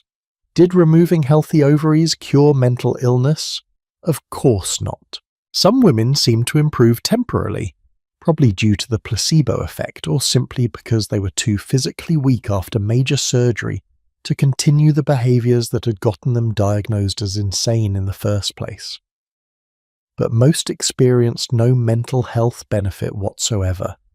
They had simply been mutilated and sterilized for no medical reason. But the practice continued because doctors convinced themselves and each other that it worked. They published case studies in medical journals describing successful outcomes, conveniently omitting the failed cases or the patients who died. They developed elaborate theories about how removing the ovaries would calm the entire nervous system, would reduce the excessive female excitability that led to mental instability. They truly believed they were helping these women, or at least they told themselves they believed it. Dr. Richard Morris Buck, whose work we mentioned earlier, took this theory even further. Bucky was the superintendent of the London Asylum for the Insane in Ontario from 1876 until his death in 1902. During this time, he became convinced that most female mental illness was caused by problems with the reproductive organs. He began performing gynecological surgeries on his female patients, not just removal of ovaries, but also hysterectomies, cervical operations, repair of what he considered reproductive defects. He believed firmly that curing the body would cure the mind, and that for women, curing the body meant fixing or removing the reproductive organs. Bucky's surgical practices were controversial even in his own time. Other doctors called his procedures meddlesome. Some referred to what he was doing as the mutilation of helpless lunatics. These were strong words for an era when medical colleagues generally defended each other. But Bucky was undeterred by criticism. He continued performing these surgeries until his death, convinced that he was at the forefront of progressive psychiatric treatment. His annual reports from the asylum proudly listed the number of gynecological operations performed, presenting them as evidence of innovative medical care. Think about what it must have been like to be a woman patient in Bucquet's asylum. You've been committed, perhaps by your husband because you were too independent, perhaps by your family because you were depressed or anxious, perhaps because you exhibited any behavior considered abnormal for women. You are already confined, already powerless, already labelled as insane, and then you're told you need surgery. Are you given a choice? Are you fully informed about what the surgery entails, about the risks, about the permanent changes it will cause to your body? Almost certainly not. Patients in asylums had virtually no rights. The superintendent had absolute authority over their treatment. Consent, as we understand it today, was not required or even considered necessary. And here is something that should chill you to the bone. These surgeries were not performed only on women with genuine severe mental illness. Records from Victorian asylum show women committed for depression, for anxiety, for what we would now recognise as post-traumatic stress disorder following sexual assault or domestic violence, for postpartum depression, for expressing anger at their circumstances. The diagnosis of insanity was applied broadly and often had more to do with social nonconformity than with actual mental illness.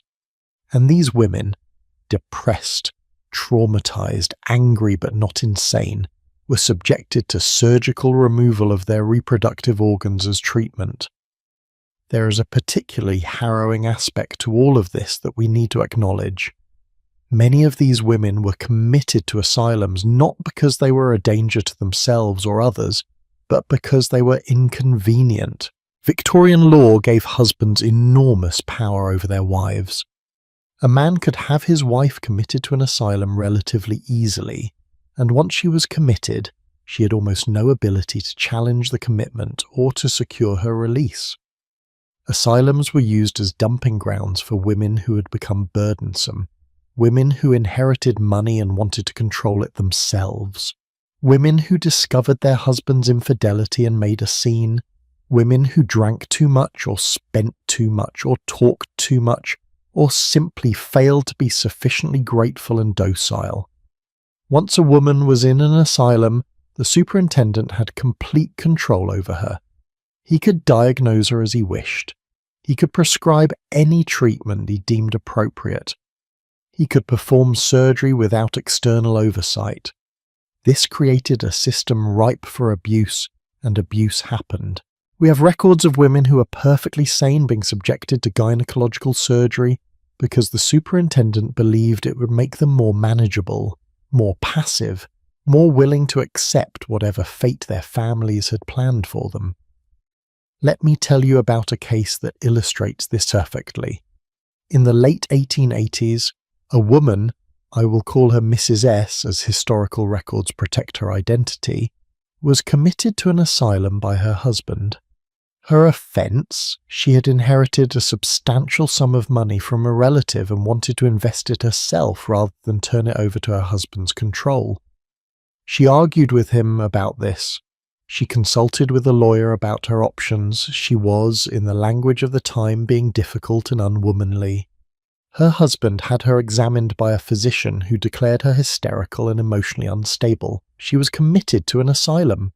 At the asylum, Miss S continued to insist that she was not insane, that she had been unjustly confined. This insistence was taken as further evidence of her mental illness. The superintendent noted in his records that she lacked insight into her condition, a classic symptom of insanity. After several months, the superintendent decided that her hysteria was caused by reproductive dysfunction. He performed a hysterectomy. Mrs. S survived the surgery. though she developed a serious infection that left her weak for months. When she finally recovered, she had lost her inheritance. Her husband had gained control of it during her confinement, and she no longer had the physical strength or the will to fight. The surgery had not cured any mental illness because she had not been mentally ill, but it had achieved its purpose. She was broken, compliant, no longer troublesome. How many women suffered similar fates? We cannot know for certain. Records from Victorian asylums are incomplete. Many have been lost or destroyed, but we know from the records that do survive that gynecological surgery was routinely performed on female asylum patients, that the procedures were often unjustified by any medical standard, and that the patients had no real ability to refuse. Now, I want to be very clear about something. Not all Victorian doctors supported this practice. There were physicians who spoke out against unnecessary gynecological surgery, who argued that removing healthy organs was barbaric, who pointed out that the supposed cures were not actually working. But these voices were in the minority, and they were often dismissed as being too soft, too sentimental, insufficiently rigorous in their approach to mental illness. The belief that female insanity originated in the reproductive organs was deeply convenient for Victorian society. It allowed doctors to pathologize any female behavior that society found threatening. It provided a medical justification for extreme measures against rebellious women, and it reinforced the fundamental Victorian belief that women were defined by their reproductive capacity, that their value lay in their ability to bear children, and that any woman who did not embrace this role was somehow defective.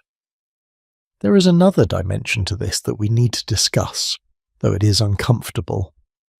The gynecological theory of insanity was applied almost exclusively to white middle-class and upper-class women. Poor women, immigrant women, and women of colour were certainly confined in asylums in large numbers, but they were less likely to receive the dubious benefit of gynecological surgery. Why? Partly because these operations were expensive and time-consuming, and asylum superintendents did not want to expend resources on patients whose families had no money or social standing, but also because the underlying theory was rooted in Victorian ideas about refined femininity that were not extended to women from marginalised groups. The ideal Victorian woman, delicate, refined, governed by her reproductive organs, prone to hysteria, this was an ideal that applied to white middle-class women. Poor women and women of colour were not seen as delicate or refined. They were expected to work, to endure hardship, to be robust and sturdy. The mythology of female weakness and the medical practices based on that mythology were not applied equally across race and class lines. This does not mean that women from marginalised groups were treated better in asylums, far from it. But they were subjected to different forms of abuse, different theories about what was wrong with them.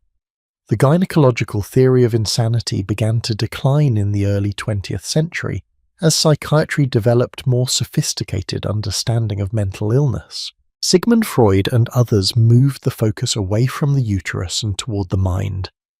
The rise of psychoanalysis, for all its own problems and limitations, at least moved treatment away from surgery and toward talk therapy. Gradually, the idea that removing a woman's reproductive organs would cure her mental illness came to be seen as the barbarism it always was. But the damage had been done. Thousands of women had been sterilized and mutilated. Thousands more had been traumatized by the threat of such procedures. The message had been sent, loud and clear.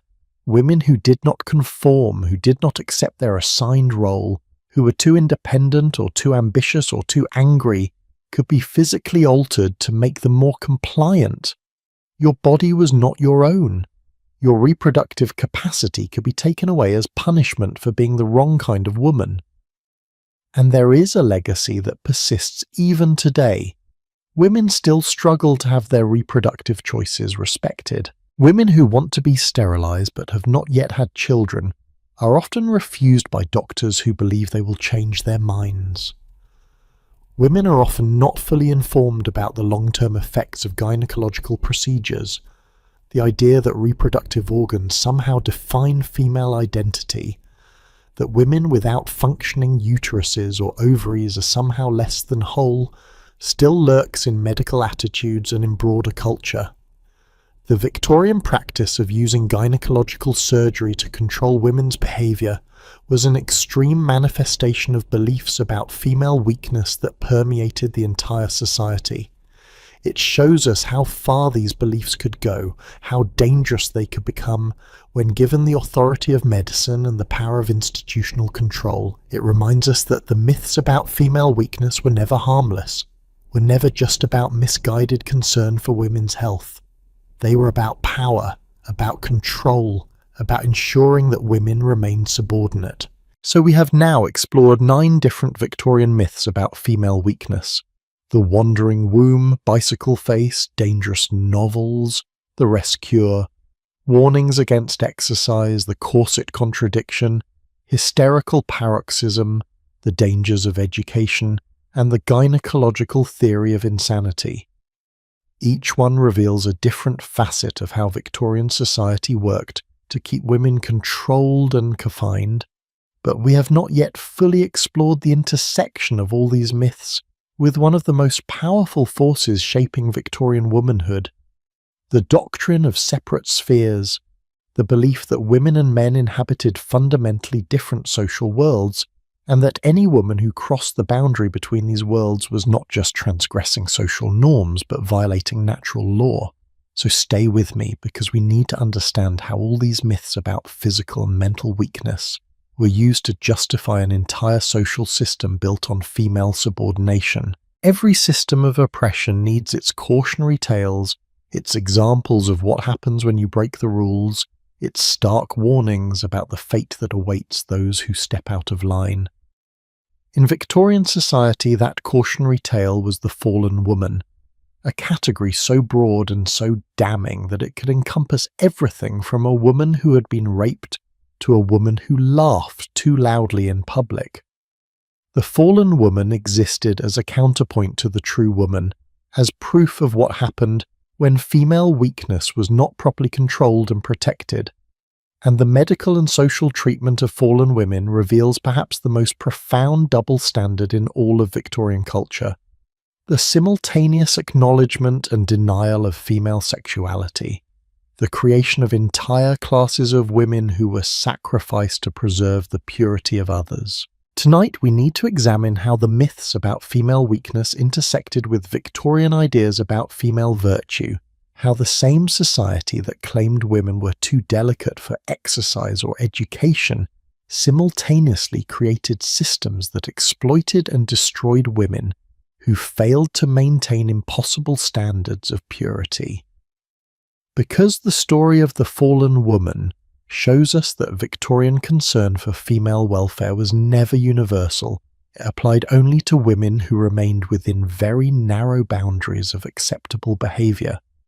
Those who crossed those boundaries discovered that suddenly their supposed fragility was forgotten, their need for protection disappeared, and they became not objects of medical concern, but objects of moral condemnation. Let us start with definitions, because the category of fallen woman was deliberately expansive and vague. At its core, a fallen woman was a woman who had engaged in sexual activity outside of marriage. But in practice, the definition extended far beyond this. A woman who had been sexually assaulted could be labelled as fallen, as if victimization somehow tainted her. A woman who had a child out of wedlock was fallen, regardless of the circumstances that led to the pregnancy. A woman who left an abusive husband might be considered fallen for abandoning her marriage vows. A woman who worked in certain professions, acting, singing, even nursing, in some contexts, might be suspected of being fallen simply because these were occupations that brought her into public spaces and contact with men. The most visible category of fallen women was prostitutes. And here is where we see the most glaring contradictions in Victorian attitudes toward female weakness and female sexuality. Victorian medical and moral authorities claimed that respectable women had no sexual desire, that they were naturally pure and passionless. Any sexual knowledge or interest in respectable women was seen as pathological, as evidence of hysteria or moral degeneracy. And yet, at the same time, prostitution was widespread in every Victorian city. Hundreds of thousands of women worked as prostitutes in 19th century Britain and America. The demand for their services came obviously from men, respectable Victorian men who were married to those supposedly passionless wives. The double standard here is breathtaking. Men were allowed, even expected, to have sexual desires and to act on them. Their use of prostitutes was often winked at as a natural male need. But the women who provided these services, they were treated as moral outcasts, as diseased carriers of vice, as cautionary examples of what happened when female virtue was corrupted. They were blamed for male behavior. They were held responsible for maintaining morality, while men were excused from any such responsibility. And here is where medical concern about female welfare becomes nakedly hypocritical. Remember all those warnings about how cycling or reading or education would damage women's health? Those warnings applied only to respectable middle-class women, prostitutes, who often worked in conditions of tremendous physical hardship, who frequently suffered from malnutrition and disease, who were beaten by clients or pimps, who lived in cold, damp rooms without adequate food or clothing. They received no medical concern for their delicate female constitutions. The same doctors who worried that a university education would overtax a lady's brain had nothing to say about women who were being physically destroyed by poverty and exploitation. In fact, Victorian medical attention to prostitutes focused almost exclusively on controlling the spread of venereal disease to male clients. The Contagious Diseases Acts, passed in Britain in the 1860s, gave police the power to force any woman suspected of prostitution to undergo compulsory gynecological examinations. If she was found to have a venereal disease, she could be confined to a hospital for up to 3 months for treatment. Notice what is absent from these acts: any provision for examining or treating male clients. The assumption was that men contracted disease from women. Never mind the obvious logical impossibility of this. Women were the source of contagion. Women needed to be monitored and controlled, and women's bodily autonomy was irrelevant. These forced examinations were humiliating and traumatic. They were conducted with instruments that were often not properly cleaned between patients, which actually spread disease rather than controlling it.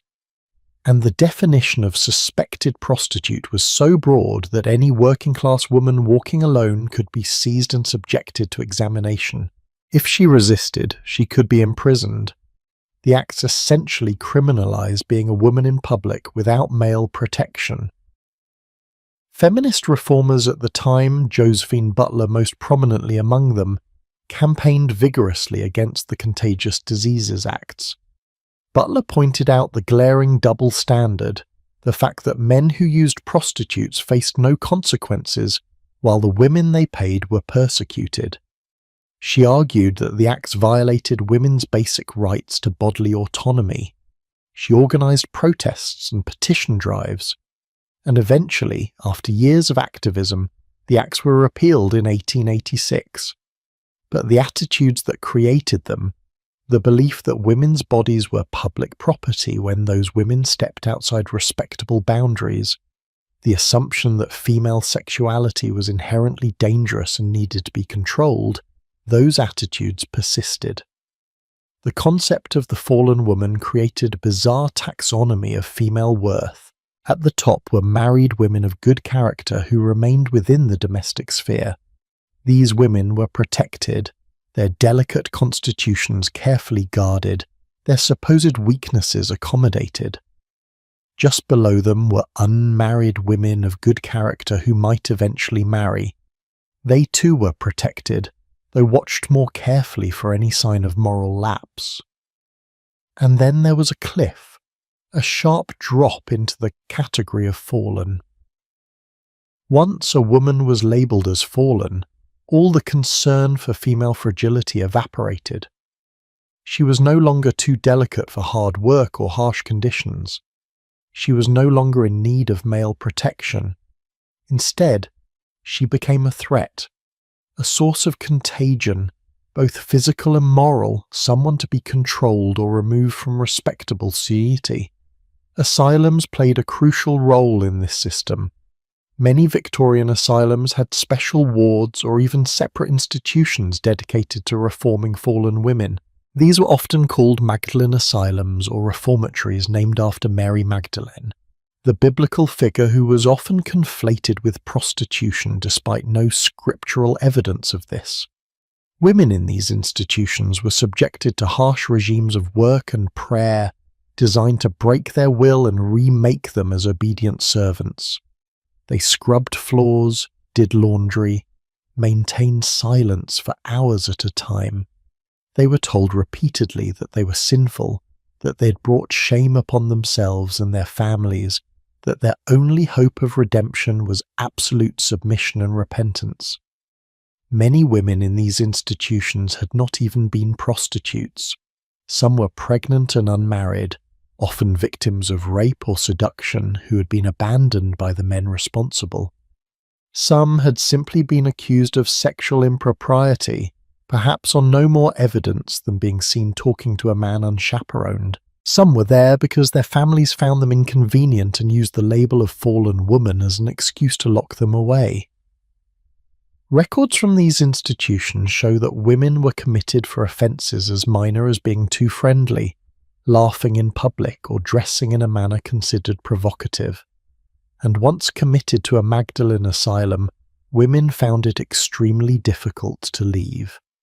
Unlike medical asylums, which at least theoretically focused on treatment and eventual discharge, Magdalene asylums focused on punishment and reform. Women might be held for years, sometimes for the rest of their lives, performing unpaid labour that benefited the institution, while being told this was for their own good, that they were being saved from sin and degradation. There is a particularly disturbing fact about how pregnancy and motherhood were treated differently, depending on whether a woman was married or not. For married women, pregnancy was treated as a delicate condition requiring rest and care. Pregnant ladies were told to avoid exertion, to be careful of their health, to prepare themselves for the sacred duty of motherhood. But for unmarried pregnant women, they were forced to work until the moment of labour. They delivered their babies often with minimal medical assistance. Their infants were frequently taken from them, either placed for adoption or raised in orphanages, because fallen women were considered unfit mothers, even as married women were told that motherhood was their natural and sacred calling. The hypocrisy is stunning. Motherhood was supposedly the pinnacle of female existence, the role for which women's bodies and minds were designed. And yet motherhood was only sacred when it occurred within marriage.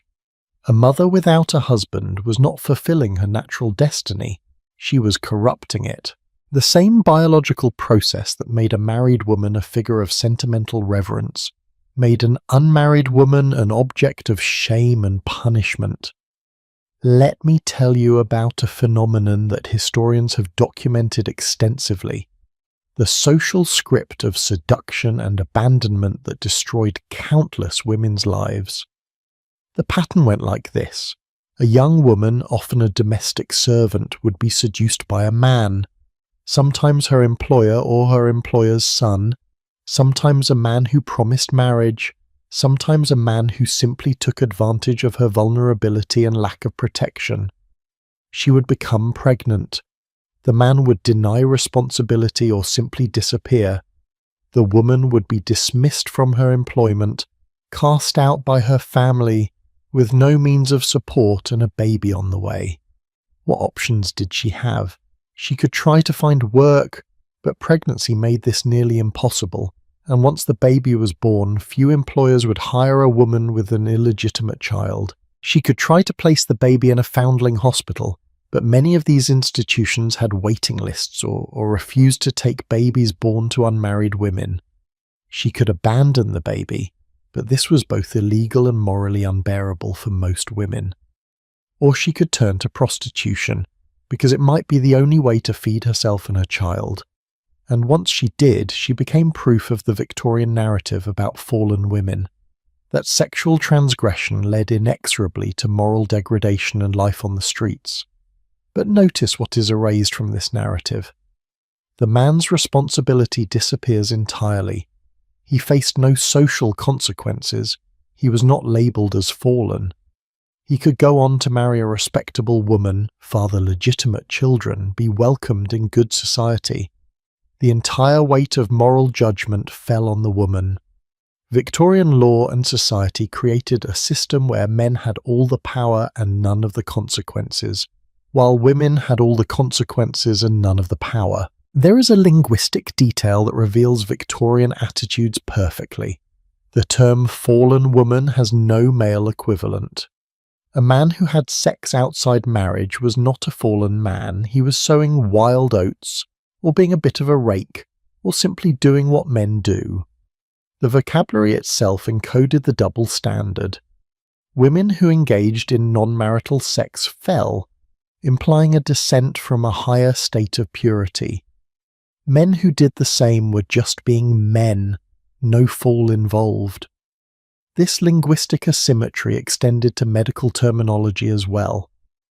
We have talked about hysteria as a diagnosis applied primarily to women. But there was another diagnosis that emerged in the Victorian period, nymphomania, which was defined as excessive sexual desire in women. What constituted excessive? Essentially any sexual desire at all in an unmarried woman, or any sexual desire in a married woman that was not directed exclusively toward her husband in the missionary position for the purpose of procreation. A woman who masturbated was a nymphomaniac. A woman who initiated sex with her husband was potentially a nymphomaniac. A woman who expressed interest in sexual activity was definitely a nymphomaniac. And what was the treatment for nymphomania? Often it was the same as for hysteria: gynecological surgery, removal of ovaries or clitoris, confinement in an asylum. The medical establishment had created a diagnosis that pathologized normal female sexuality and then used that diagnosis to justify extreme interventions. Meanwhile, excessive sexual desire in men was not considered a disease. It was considered natural, even healthy. Men who visited prostitutes regularly were not diagnosed with satyriasis, the supposed male equivalent of nymphomania. They were just being virile. Do you see the pattern? Victorian myths about female weakness were selectively applied. When women stayed within approved boundaries, married, domestic, obedient, their weakness was accommodated and protected. Their delicate constitutions were respected.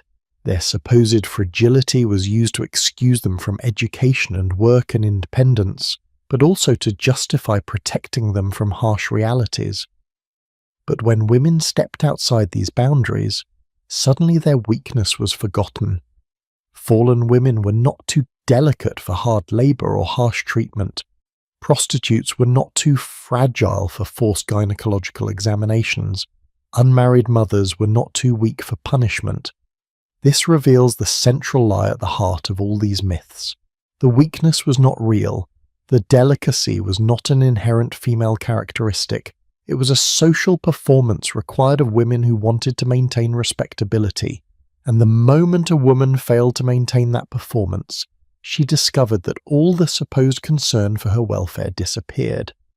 She was no longer a delicate lady to be protected. She was a problem to be controlled or a lesson to be used to frighten other women into compliance. The fallen woman served a crucial function in Victorian society.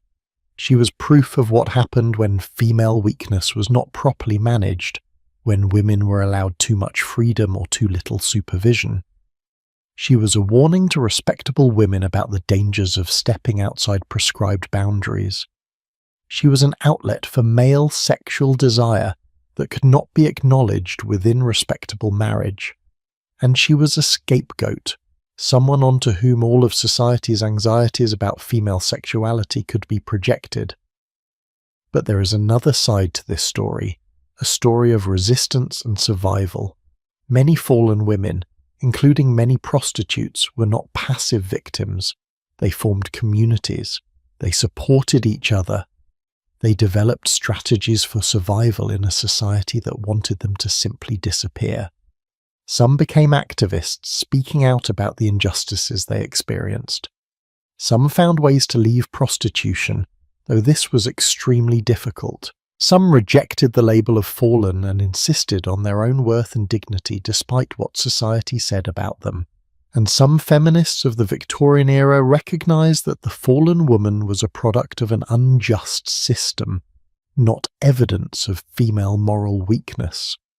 They argued for better economic opportunities for women so that poverty would not drive them into prostitution. They argued for legal reforms to hold men accountable for their actions. They argued for an end to the sexual double standard that judged women and men by completely different standards. These arguments were radical for their time, and they laid groundwork for later feminist movements. The concept of the fallen woman has faded from explicit use, but its legacy remains. Women are still judged more harshly than men for sexual behavior.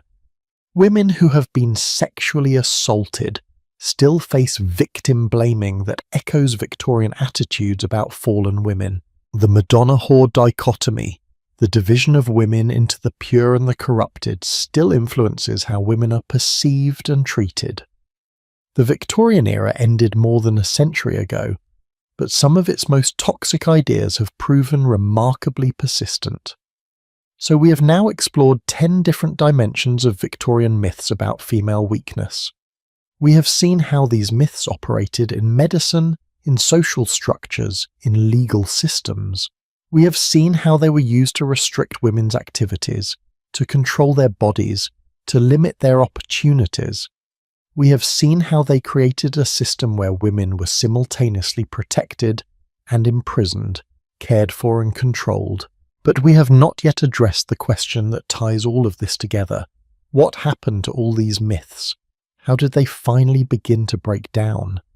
And what happened when women refused to accept the diagnosis of weakness, when they insisted on their own strength and capability despite everything society told them? That is where we need to go next, to understand how this entire edifice of female weakness finally began to crumble. Sometimes the most revealing thing about a system of control is not what it explicitly forbids, but what it pathologizes, what it transforms from normal human behavior into symptoms of disease. Throughout our journey tonight, we have seen Victorian medicine create elaborate diagnoses for women who rode bicycles, read novels, pursued education, or expressed ambition. But there is one aspect of this medical pathologization that we have not fully explored: the way that virtually any authentic expression of female emotion, any genuine personality trait, any individual quirk or preference could be labeled as a symptom of hysteria or nervous disorder. The Victorian medical establishment had created a diagnostic system so broad and so flexible that being yourself, if you were a woman, was grounds for medical intervention. Tonight we need to examine the full scope of this diagnostic overreach, to understand how ordinary human experiences, grief, anger, joy, exhaustion, were transformed into medical conditions when women experienced them. We need to look at the list of supposed hysteria symptoms and recognize that what Victorian doctors were really diagnosing was not illness but humanity. And we need to understand how this medicalization of normal female experience served as perhaps the most insidious form of control, because it convinced women that their own feelings and reactions were pathological, that they could not trust their own minds and bodies, that they needed male medical authority to tell them what was real and what was disease. Let us return to that 75-page list of hysteria symptoms compiled by Dr. George Beard that we mentioned at the beginning of our story. 75 pages. And Beard himself admitted the list was incomplete. When you actually examine what was included in these symptoms, you start to see a pattern. The list included physical symptoms like headaches, fatigue, muscle spasms, and digestive problems. Vague complaints that could have dozens of different causes. But it also included behavioral and emotional symptoms that reveal what this diagnosis was really about. Loss of appetite was a symptom of hysteria, but so was increased appetite. Insomnia was a symptom, but so was sleeping too much. Anxiety was a symptom, but so was appearing too carefree. Crying was a symptom, but so was an inability to cry. Sexual desire was a symptom, but so was lack of sexual desire. Do you see what is happening here? The diagnosis was constructed in such a way that almost any woman could be diagnosed with hysteria if a doctor wanted to diagnose her. The symptoms were contradictory and all-encompassing. There was no way to be a woman without exhibiting something that could be labelled as hysterical. And then there were the behavioural symptoms that reveal the true purpose of this diagnosis. Tendency to cause trouble for others. We have mentioned this one before, but it is worth repeating because it is so blatant. Causing trouble was a medical symptom. Disobedience was a symptom. Expressing strong opinions was a symptom. Being argumentative or refusing to accept male authority was a symptom. Wanting to work outside the home was a symptom. Being too ambitious was a symptom. Being dissatisfied with your domestic role was a symptom. In other words, any deviation from the Victorian ideal of perfect feminine submission was evidence of disease. The diagnosis of hysteria was not describing an actual medical condition. It was describing women who did not conform. It was medicalizing nonconformity, and by doing so it shifted the conversation from whether society's expectations were reasonable to whether the woman was healthy. The question was not, is it fair to expect women to be completely passive and obedient? The question became, what is wrong with this woman that she cannot be passive and obedient? Let me give you some specific examples from Victorian medical case notes, because the details bring this into sharp relief. Dr. James Crichton Browne, a prominent British psychiatrist, published case studies of women he had treated for hysteria. One woman was diagnosed because she had become, in his words, overly interested in social reform movements. She attended lectures on women's suffrage. She read newspapers and discussed politics with her husband. Crichton Browne diagnosed her with hysteria and prescribed rest and isolation from stimulating influences, meaning she was forbidden from attending lectures or reading about politics. Her interest in the world beyond her household was treated as a medical problem requiring cure. Another case involved a woman who had inherited a small business from her father and wanted to continue running it after her marriage. Her husband objected, believing it was inappropriate for a married woman to work. She insisted. Arguments ensued. Eventually she was taken to see a doctor who diagnosed her with hysteria, caused by the unnatural strain of trying to manage business affairs for which female minds were not suited. The doctor prescribed that she give up the business entirely and confine herself to domestic activities. Her resistance to losing her independence was pathologized. A third case is particularly heartbreaking. A woman in her 30s had recently lost her mother, to whom she had been very close. She grieved deeply. 6 months after her mother's death, she was still sad, still crying frequently, still struggling to return to her normal activities. Her family brought her to a doctor who diagnosed her with pathological grief, a form of hysteria. Normal grief, he said, should resolve within a few weeks. Her extended mourning was evidence of an unstable nervous system. She was prescribed sedatives and told to force herself to resume social activities whether she felt ready or not. Think about this for a moment. How long is it reasonable to grieve the loss of someone you love deeply? Victorian medicine said a few weeks. Modern understanding acknowledges that grief is a process that can take months or years, that there is no set timeline for healing from loss. But this woman's authentic grief was treated as disease. Her entirely normal emotional response to trauma was pathologized because it inconvenienced her family, and because it deviated from the expectation that women should always be cheerful and pleasant.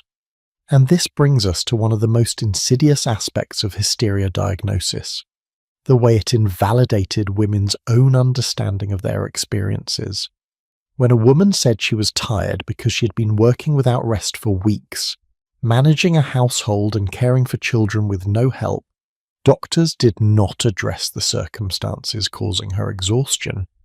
They diagnosed her with nervous weakness and prescribed treatments that were supposed to strengthen her constitution. When a woman said she was unhappy in her marriage, that her husband was cold or cruel, doctors did not question whether perhaps her unhappiness was a reasonable response to an unreasonable situation. They diagnosed her with hysteria and treated her discontent as irrational. Women learned that they could not trust their own perceptions. If you said you were overworked, doctors said no, you were weak. If you said you were unhappy, doctors said no, you were hysterical. If you said you wanted something different from the life you'd been given, doctors said no, you were sick. The message was clear and consistent. Your own experience of your life was not valid. Male medical authority would tell you what you were really experiencing, what you really needed, what was really wrong with you. This is a form of gaslighting at a societal scale. Gaslighting, for those who might not know the term, is a form of psychological manipulation where someone is made to question their own sanity, their own perceptions, their own memory and judgment. And that is exactly what Victorian medical diagnosis did to women. It systematically undermined their confidence in their own minds. It taught them that feeling angry or sad or ambitious or exhausted was not a normal human response to circumstances, but evidence of internal dysfunction. Let us look at another diagnosis that emerged during the Victorian period, neurasthenia or nervous exhaustion. This diagnosis was coined by an American doctor named Van Dusen, who observed it particularly among rural, isolated farmers' wives. These women were lonely, bored, depressed, and overburdened with childcare and housework. They had symptoms including irritability, insomnia, indigestion, and general malaise. In severe cases, these symptoms could develop into what doctors called mental breakdown. Now, modern readers might look at this description and immediately recognize what is being described: depression caused by isolation, lack of social support, unrelenting work, and absence of any intellectual stimulation or personal fulfillment. These women were not suffering from weak nerves. They were suffering from circumstances that would make anyone depressed. But Victorian doctors did not see it that way. They saw neurasthenia as a disease of the nervous system, a physical weakness, rather than a reasonable response to an unreasonable situation. And the recommended treatment for neurasthenia? Often it was the rest cure that we discussed earlier. Women who were already isolated and bored were prescribed more isolation and enforced idleness. Women who were depressed from lack of mental stimulation were forbidden from reading or engaging in any intellectual activity. The treatment made the problem worse, but because doctors had framed the issue as a physical disease rather than a circumstantial problem, they never addressed the actual causes. There is a broader pattern here worth noting. Victorian medicine was very good at diagnosing women's problems, and very poor at actually helping them.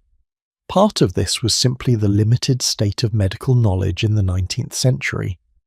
Doctors did not have antibiotics, did not understand hormones, had only rudimentary understanding of psychology and neurology. But part of it was also that doctors were not really trying to make women healthier or happier. They were trying to make women more compliant, more suited to their prescribed social role. A successful treatment from this perspective was one that made a woman stop complaining and accept her lot, regardless of whether it actually improved her well-being. Let me tell you about a particularly disturbing aspect of hysteria diagnosis, the way it was used against women who'd been traumatized. We mentioned briefly the case studies of women treated by Dr. Ellie Emerson at the Boston Psychopathic Hospital in the 1910s. Emerson documented that most of the women he treated for hysteria had experienced sexual violence. They'd been raped or assaulted. They were exhibiting what we would now recognize as symptoms of post-traumatic stress disorder: flashbacks, nightmares, anxiety, difficulty trusting others, self-harm as a coping mechanism. But Emerson did not frame this as trauma response. He framed it as hysteria, and his treatment focused not on helping these women heal from what had been done to them, but on correcting what he saw as their pathological responses. One woman he treated engaged in self-harm by cutting herself. Emerson theorized that this was a substitute for masturbation and that both behaviors were symptoms of hysteria. He never considered that perhaps a woman who had been violated might harm herself as a way of regaining control over her own body, as a way of expressing pain she was not allowed to articulate, as a desperate coping mechanism for unbearable trauma. The case notes from this period are full of such examples. Women whose entirely understandable responses to terrible experiences were diagnosed as disease. Women who could not sleep after being assaulted were diagnosed with hysteria rather than with trauma. Women who were afraid of men after being abused were diagnosed with irrational anxiety rather than with learned wariness. Women who felt angry about what had been done to them were diagnosed with inappropriate emotional expression. The trauma was minimized or ignored, and the symptoms of trauma were pathologized. And here is perhaps the cruelest twist of all. When women's trauma responses were diagnosed as hysteria, it often meant that their accounts of what had happened to them were not believed. If a woman said she'd been assaulted, but she was hysterical, then her testimony was unreliable. Hysteria was known to cause delusions, to make women imagine things that had not happened, to make them exaggerate or fabricate events. So the diagnosis that was meant to explain women's distress after assault became a reason to doubt that the assault had occurred at all. This created a perfect trap. If you were assaulted and showed no distress, you were not believed because a real victim would be distressed. But if you showed distress, you were hysterical, and hysterical women could not be trusted. There was no way to win. Your trauma could not be acknowledged because acknowledging it would require admitting that respectable men sometimes did terrible things, and Victorian society was not willing to admit that. It was easier to diagnose women with hysteria than to confront the reality of male violence. Do you know what one of the most common triggers for hysteria diagnosis was? Menstruation. Yes, having a normal biological process that half the human population experiences was grounds for medical diagnosis. Doctors wrote extensively about menstrual-related hysteria, about how women's personalities and mental stability were supposedly compromised during their menstrual periods. Women were described as being irrational, overly emotional, prone to hysteria during what doctors called their monthly illness. This created yet another impossible standard. Women were told that menstruation made them unfit for education or professional work, because they could not be relied upon to think clearly or work effectively for several days each month. But if a woman pointed out that she experienced no such impairment during menstruation, that she felt perfectly capable of working and thinking clearly, she was accused of being abnormal, of suppressing her natural female processes in an unhealthy way. Once again, there was no right answer. Having symptoms during menstruation was evidence of weakness. Not having symptoms was evidence of unnatural masculinization. The pathologization of menstruation also meant that women were constantly reminded of their supposedly unstable biology. Any anger or sadness or frustration a woman expressed could be dismissed by asking whether she was menstruating. Her emotions were not valid responses to circumstances, they were just hormones, just her unstable female nature manifesting. This dismissal of women's legitimate feelings as mere biology continues to this day. How many times have women heard their anger or their pain dismissed with, "Are you on your period?" The Victorian diagnosis of menstrual hysteria has faded, but its legacy of invalidation persists. And then there was the diagnosis of hysteria applied to women who were simply tired. Victorian middle-class women were expected to manage complex households, often with limited help. They were responsible for childcare, for managing servants if they had them, for maintaining the home, for social obligations, for moral and religious education of children. They were expected to do all of this while wearing restrictive clothing, while maintaining perfect composure, while never complaining or appearing overwhelmed. And when they inevitably became exhausted, when they developed headaches or muscle tension or digestive problems, or trouble sleeping, all normal responses to chronic stress and overwork, they were diagnosed with hysteria. The doctors never suggested that perhaps these women needed actual rest, needed help with their workload, needed society to acknowledge that what was being asked of them was too much. No, the problem was the woman's weak constitution. She needed to be strengthened, to build up her endurance, to develop better nervous system function. The circumstances were never questioned, only the woman's ability to endure them. What makes all of this even more painful is that some women internalize these diagnoses. They believed what doctors told them, that their fatigue or sadness or anger was evidence of personal weakness rather than reasonable response to circumstances. They felt ashamed of their symptoms. They tried desperately to overcome what they thought were their failings. They suffered not just from the circumstances of their lives, but from the belief that their suffering was their own fault, evidence of their inadequacy. This internalization of pathology is one of the most lasting harms of Victorian medical practice toward women. It created generations of women who did not trust themselves, who second-guessed their own feelings, who believed that wanting something more or different from what they had been given was a flaw in themselves rather than a legitimate human desire. It taught women to see themselves through medical and male-defined lenses, rather than to develop their own understanding of who they were and what they needed.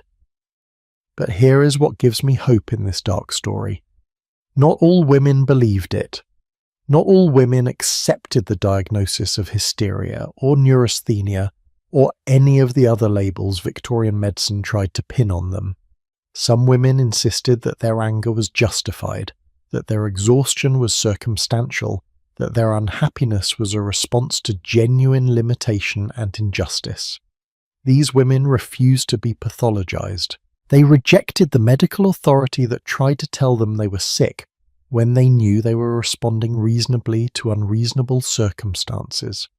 And these women, the ones who refused to accept the diagnosis, who insisted on the validity of their own experience, these women became activists, reformers, writers, organizers. They created the women's rights movement. They fought for suffrage, for education, for legal rights, for economic opportunity. They changed the world, these supposedly hysterical women. They proved through their accomplishments that what had been diagnosed as weakness was actually strength, that what had been labelled as disease was actually resistance, that what had been called hysteria was actually clarity about injustice. So we have now journeyed through 11 different aspects of Victorian myths about female weakness. We have seen how these myths permeated medicine, law, social custom, and daily life. We have seen how they were used to restrict, control, and pathologize women. But our journey is not quite complete. We need to bring all of these threads together to understand how these Victorian myths finally began to break down, and most importantly, to examine what echoes remain today. Because while we can look back at Victorian beliefs and recognize their absurdity, we also need to acknowledge the ways that some of these ideas persist in subtler forms. So stay with me for our final part, because understanding history is only useful if it helps us recognize patterns in our present. Every empire falls. Every system of control eventually crumbles. Every lie, no matter how elaborate or how deeply embedded in institutions, eventually collides with reality and loses. The Victorian mythology of female weakness was no exception.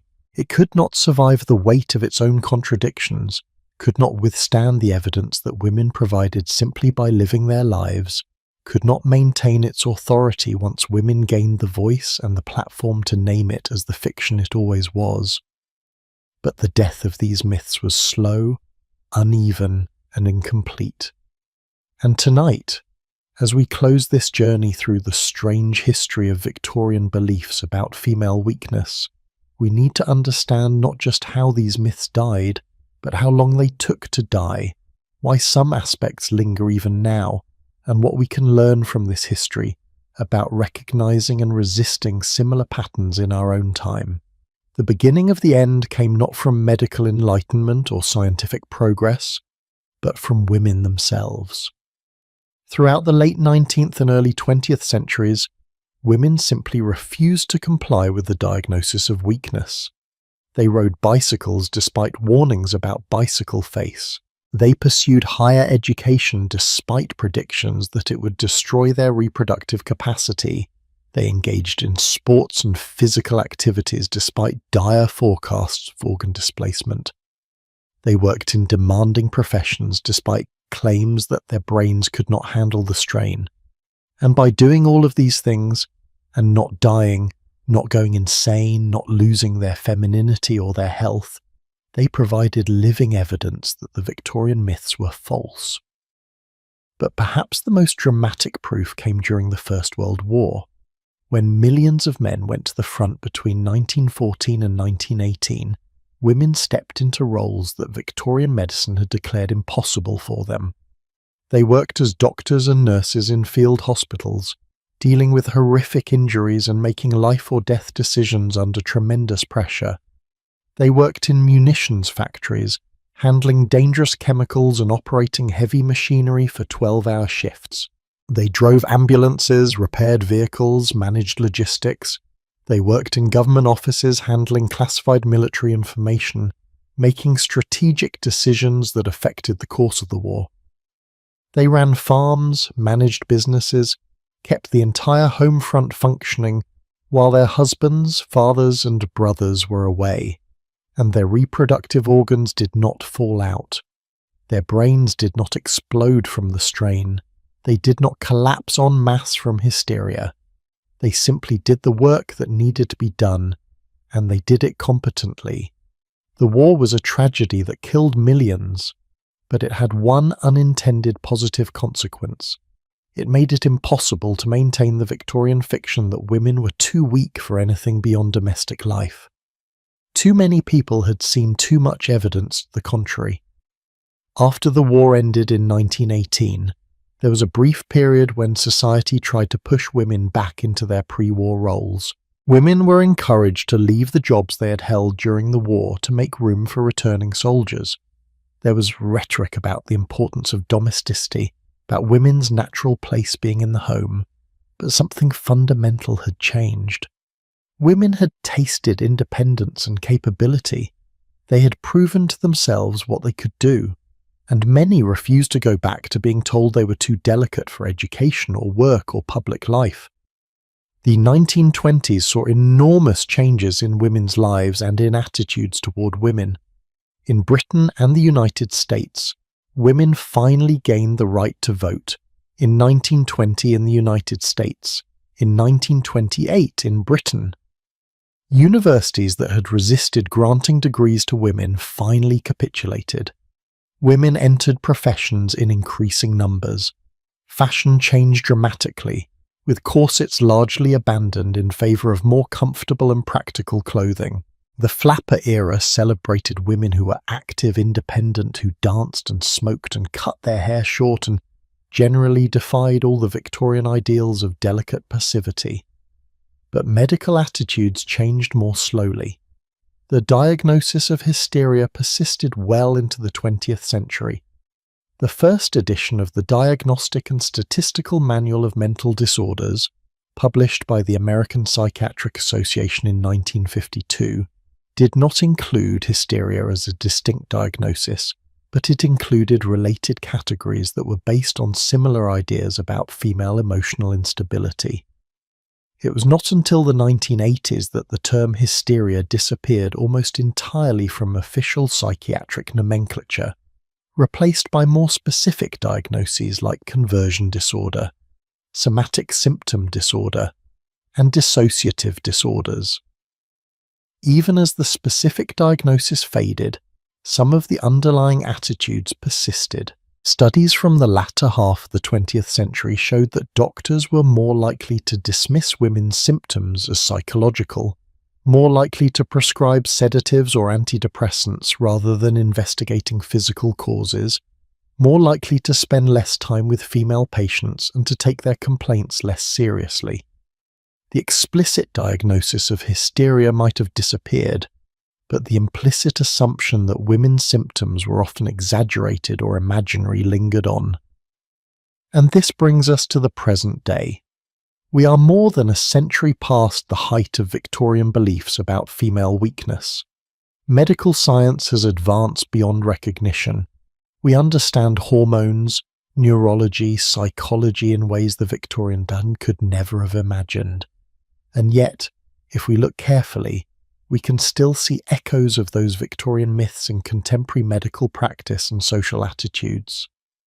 Women today still wait longer than men in emergency rooms before being treated for pain. Studies have documented this repeatedly. Women's pain is more likely to be dismissed as exaggerated or emotional. Women reporting heart attack symptoms are more likely than men to be told they are having anxiety attacks, even when they are actually having heart attacks. This delay in proper diagnosis and treatment has real consequences. Women are more likely than men to die from heart attacks, not because heart attacks are more dangerous for women, but because they are not recognized and treated as quickly. Women with chronic pain conditions like endometriosis or fibromyalgia often spend years seeking diagnosis, seeing doctor after doctor who tell them the pain is in their heads, that they should try to relax, that maybe they are just stressed. By the time they finally receive correct diagnosis, the conditions have often progressed and become more difficult to treat. This is not identical to Victorian hysteria diagnosis, but it rhymes with it.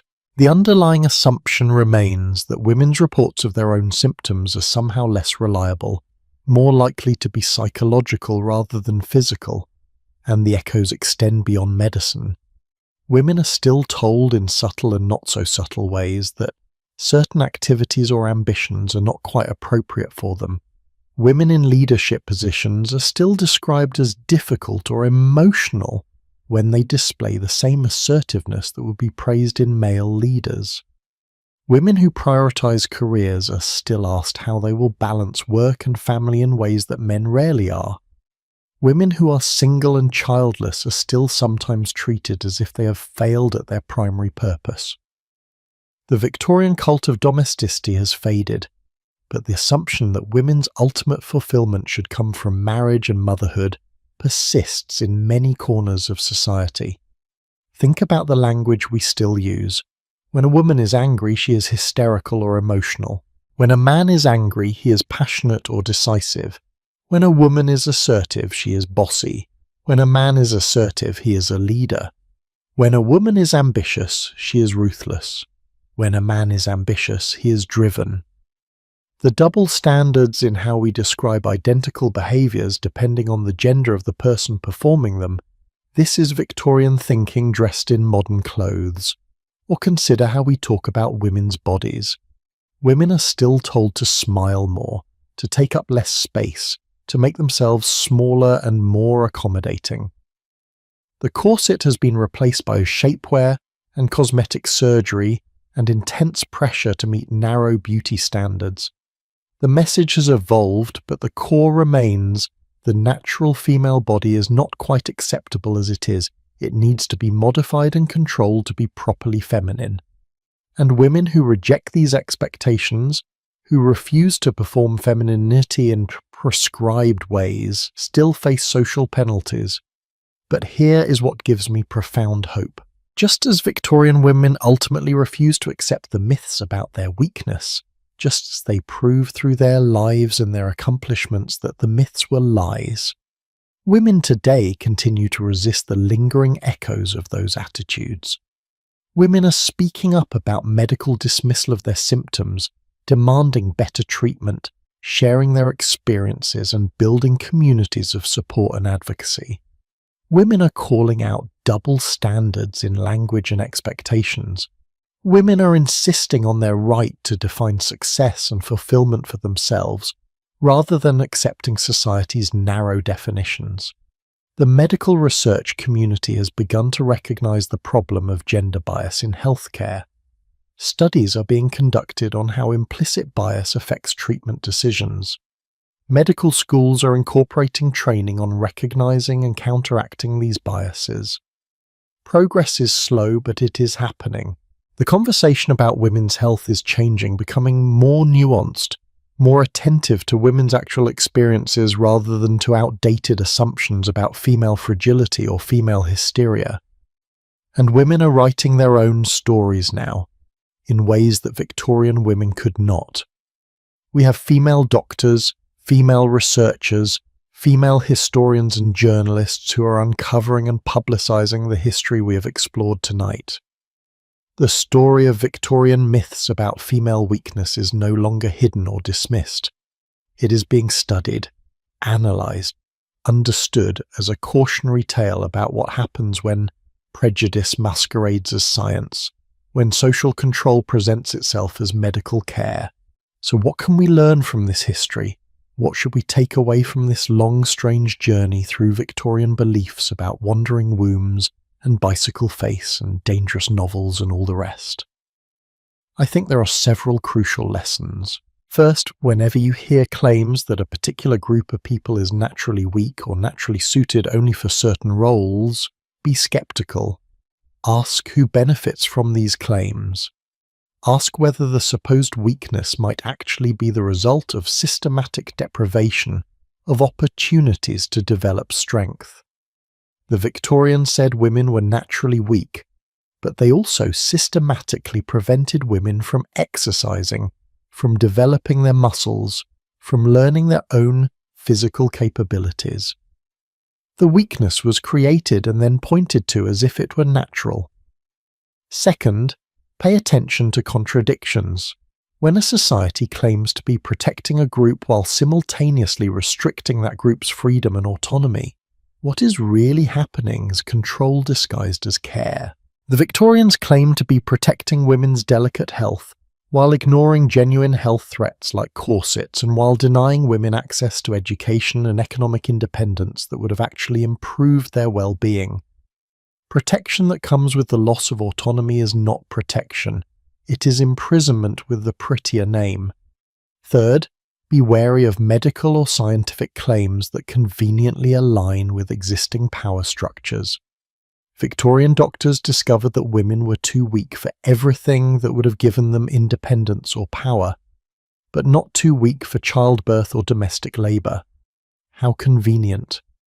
When science happens to prove that the people who already have power deserve to keep it, we should question whether we are really seeing science or whether we are seeing prejudice in scientific clothing. Fourth, trust women's own accounts of their experiences. The Victorian medical establishment consistently dismissed women's reports of their own symptoms, their own needs, their own understanding of their lives. This caused tremendous suffering. Listen when women tell you about their pain, their exhaustion, their limitations, their capabilities. They are the experts on their own lives. And finally, remember that myths about weakness are designed to create the weakness they describe. If you tell people they are weak, if you prevent them from developing strength, if you pathologize their efforts to grow and change, you can create a self-fulfilling prophecy. But the moment people refuse to believe the myth, the moment they insist on trying anyway, the myth begins to crumble.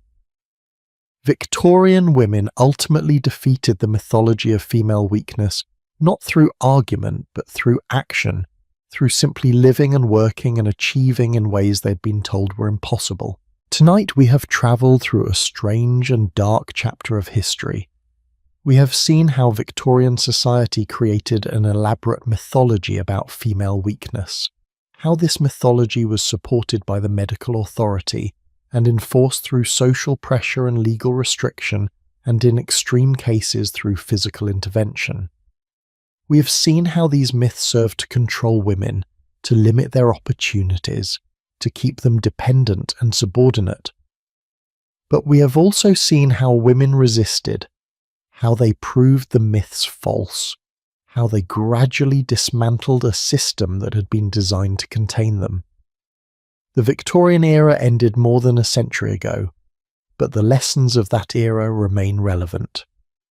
The specific myths have faded. No one worries about bicycle face anymore. No one talks about wandering wombs, but the impulse to use science and medicine to justify inequality persists. The tendency to pathologize nonconformity, to treat resistance as disease, to dismiss people's own understanding of their experiences, these patterns appear throughout history in different forms. Recognizing them in the past helps us recognize them in the present. So as you drift off to sleep tonight, I want you to carry this thought with you.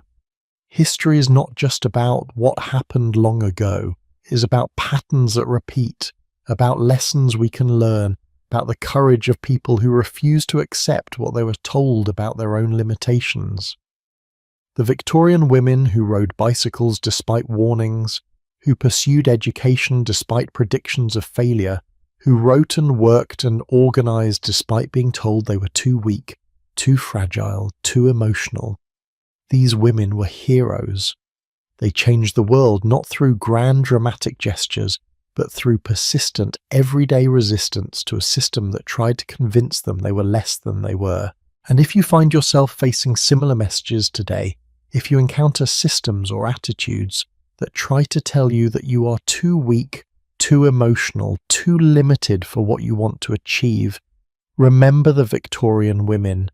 Remember that myths about weakness are just that, myths. Remember that the people who tell you that you cannot do something are often people who benefit from your not trying. And remember that the best way to defeat a myth is simply to live as if it were not true. Thank you for staying with me through this long journey into strange history.